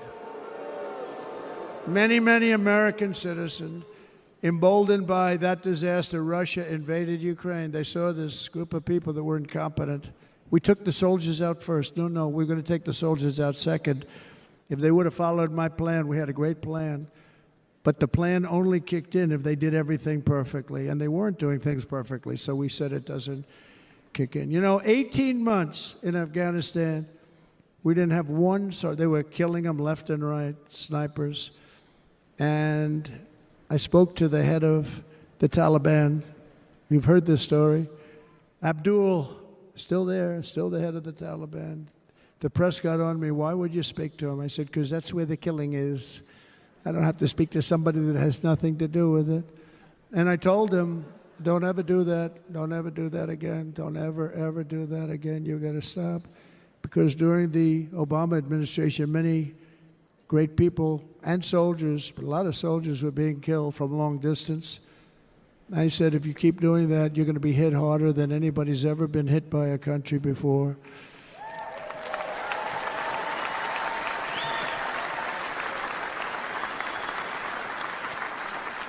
And he said, I understand, Your Excellency. He called me Your Excellency.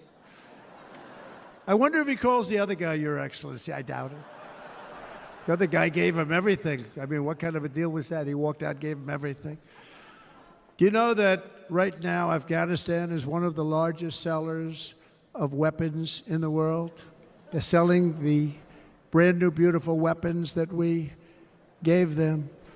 But think of it. He actually said to me, but why do you show me a picture of my home? I said, you'll have to ask your people or one of your wives. But he could figure it out. And for 18 months, we had not one attack on an American soldier by the Taliban. 18 months.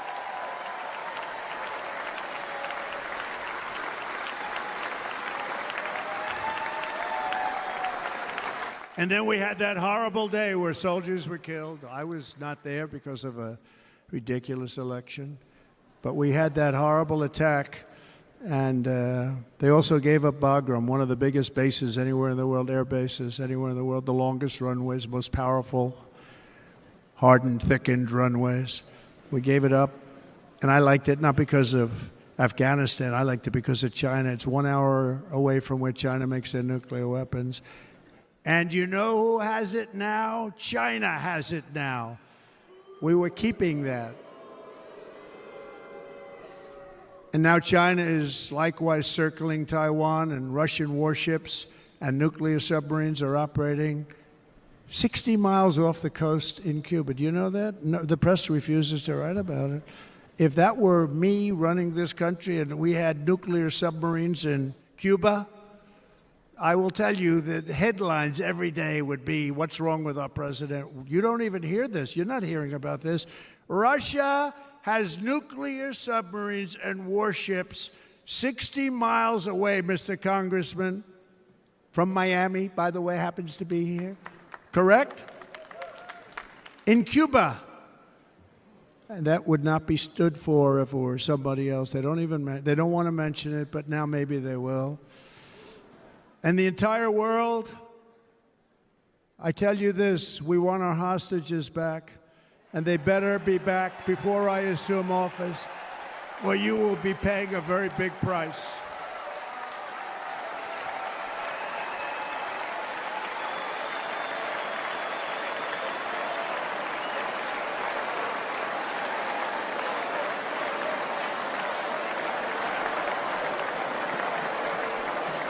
With our victory in November, the years of war, weakness, and chaos will be over. I don't have wars. I had no wars other than ISIS, which I defeated, but that was a war that was started. We had no wars. I could stop wars with a telephone call.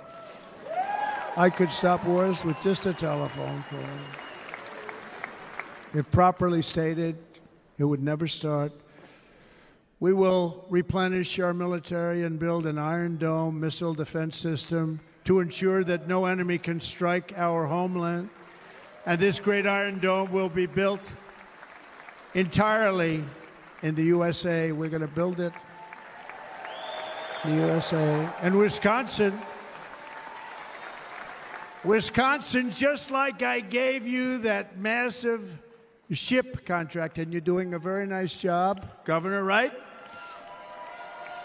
Thank you, Governor. And they're doing a great job. In fact, I had a little design change, and we gave them a tremendous for essentially what we used to call destroyers. These are now the most beautiful. They look like yachts. I said, we have to take the bow, and we have to make it a little nicer and a little point at the top instead of a flat nose. And the people at the shipyard said, this guy sort of knows what he's doing. We have the most beautiful ships, right, Governor? And everybody sitting over there. And it was a big contract that everybody wanted. I gave it to Wisconsin, but we're going to have a lot of that built right here in the state of Wisconsin and all other states. Israel has an Iron Dome. They have a missile defense system. 342 missiles were shot into Israel, and only one got through a little bit. It was badly wounded. It fell to the ground, but most of them are. And Ronald Reagan wanted this many years ago, but we really didn't have the technology many years ago. Remember, they called it Starship, spaceship, anything to mock him. But he was a very good president, very, very good. But now we have unbelievable technology. And why should other countries have this and we don't? No, we're going to build an Iron Dome over our country, and we're going to be sure that nothing can come and harm our people. And again, from an economic development standpoint, we're going to make it all right here. No more sending it out to other countries in order to help. It's America first. America first. We will unleash the power of American innovation. And as we do, we will soon be on the verge of finding the cures to cancer, Alzheimer's disease, and many other diseases. We're going to get to the bottom of it. You remember this gentleman that I don't want to mention other than one time I had to, because when you say the 10 worst, I had to do it. I didn't want anybody to be confused. But this man said, we're going to find a cure to cancer. Nothing happened. We're going to get to the cure for cancer and Alzheimer's and so many other things. We're so close to doing something great. But we need a leader that will let it be done. We will not have men playing in women's sports. That will end immediately.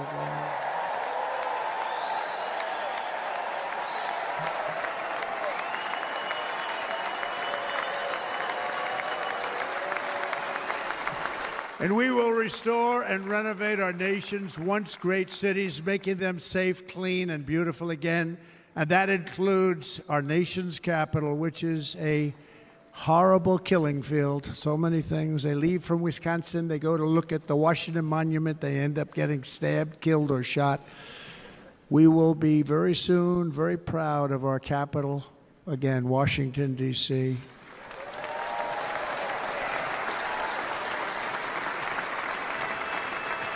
America is on the cusp of a new golden age, but we will have the courage to seize it. We're going to take it. We're going to make it a current. We're going to bring this into a golden age like never seen before. Remember this, China wants to do it. Japan wants to do it. All of these countries want to do it. We have to produce massive amounts of energy if we're going to produce the new. If you look at some of the things that have been done and some of the things that we're going to do, but AI needs literally twice the electricity that's available now in our country. Can you imagine? But instead, we're spending places where they recharge electric cars. They built 8 chargers at a certain location toward the Midwest. 8 chargers for $9 billion. Think of them as a tank for filling up your gas. Think of it. They spent $9 billion on 8 chargers, 3 of which didn't work. And if you were going to do this all over our country, this crazy electric mandate, if you're going to do this all, and by the way, I'm all for electric. They have their application. But if somebody wants to buy a gas-powered car, gasoline-powered car, or a hybrid, they're going to be able to do it. And we're going to make that change on day one.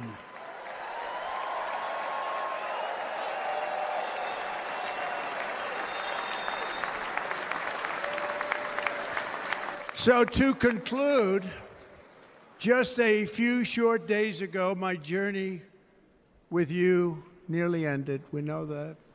And yet, here we are tonight, all gathered together, talking about the future, promise, and a total renewal of a thing we love very much. It's called America. We live in a world of miracles. None of us knows God's plan or where life's adventure will take us. I want to thank Franklin Graham for being here tonight. He's an outstanding man.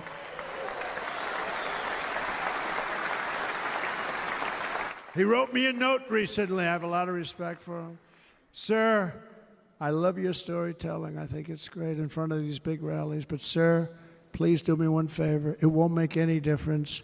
Please don't use any foul language. I was a little embarrassed. He said, it won't make any difference. Actually, it does. The story's not quite as good, but I've been very good. The story is not quite as good, to be honest. I've got to have a little talk with Franklin, but he was great.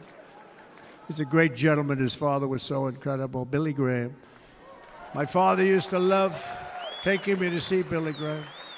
My father would take me to see Billy Graham at Yankee Stadium.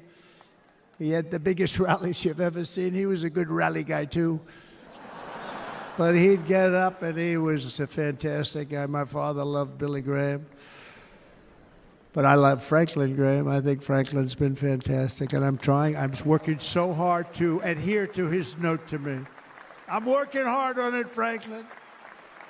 But if the events of last Saturday make anything clear, it is that every single moment we have on earth is a gift from God.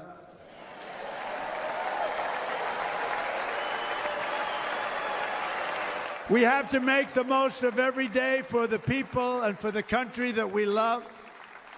The attacker in Pennsylvania wanted to stop our movement, but the truth is the movement has never been about me. It has always been about you. It's your movement. It's the biggest movement in the history of our country by far. Can't be stopped. It can't be stopped. It has always been about the hardworking, patriotic citizens of America. For too long, our nation has settled for too little. We settled for too little. We've given everything to other nations, to other people. You have been told to lower your expectations and to accept less for your families. I am here tonight with the opposite message. Your expectations are not big enough. They're not big enough. It is time to start expecting and demanding the best leadership in the world, leadership that is bold, dynamic, relentless, and fearless. We can do that. We are Americans. Ambition is our heritage. Greatness is our birthright. But as long as our energies are spent fighting each other, our destiny will remain out of reach, and that's not acceptable. We must instead take that energy and use it to realize our country's true potential and write our own thrilling chapter of the American story. We can do it together. We will unite. We are going to come together, and success will bring us together.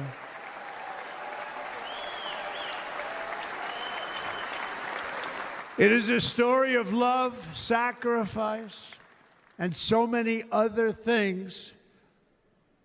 And remember the word, devotion. It's unmatched devotion. Our American ancestors crossed the Delaware, survived the icy winter at Valley Forge, and defeated a mighty empire to establish our cherished republic. They fought so hard, they lost so many. They pushed thousands and thousands of miles across a dangerous frontier, taming the wilderness to build a life and a magnificent home for their family. They packed their families into covered wagons, trekked across hazardous trails, scaled towering mountains, and braved rivers and rapids to stake their claim on the wide open, new, and very beautiful frontier. When our way of life was threatened, American patriots marched onto the battlefield, raced into enemy strongholds, and stared down death and stared down those enemies to keep alive the flame of freedom. At Yorktown, Gettysburg, and Midway, they joined the roll call of immortal heroes. So many heroes, so many great, great people. And we have to cherish those people. We can't forget those people. We have to cherish those people.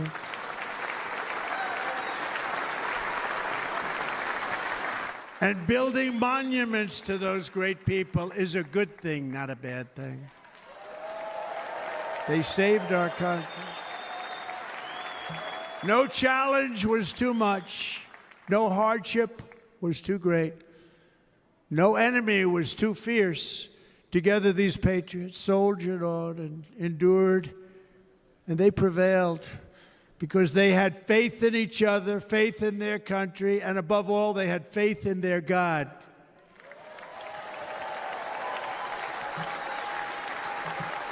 Just like our ancestors, we must now come together, rise above past differences. Any disagreements have to be put aside and go forward united as one people, one nation, pledging allegiance to one great, beautiful, I think it's so beautiful, American flag. Tonight I ask for your partnership, for your support, and I am humbly asking for your vote. I want your vote. Going to make our country great again. Every day I will strive to honor the trust you have placed in me, and I will never, ever let you down. I promise that. I will never let you down. To all of the forgotten men and women who have been neglected, abandoned, and left behind, you will be forgotten no longer.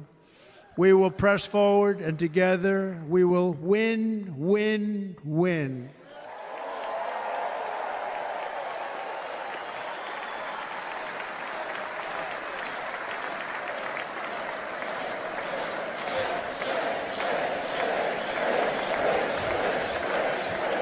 Win, win, win, win, win, win.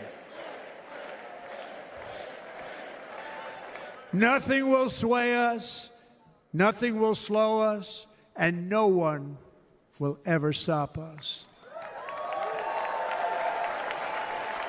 No matter what dangers come our way, no matter what obstacles lie in our path, we will keep striving toward our shared and glorious destiny, and we will not fail. We will not fail. Together, we will save this country, we will restore the republic, and we will usher in the rich and wonderful tomorrows that our people so truly deserve. America's future will be bigger, better, bolder, brighter, happier, stronger, freer, greater, and more united than ever before.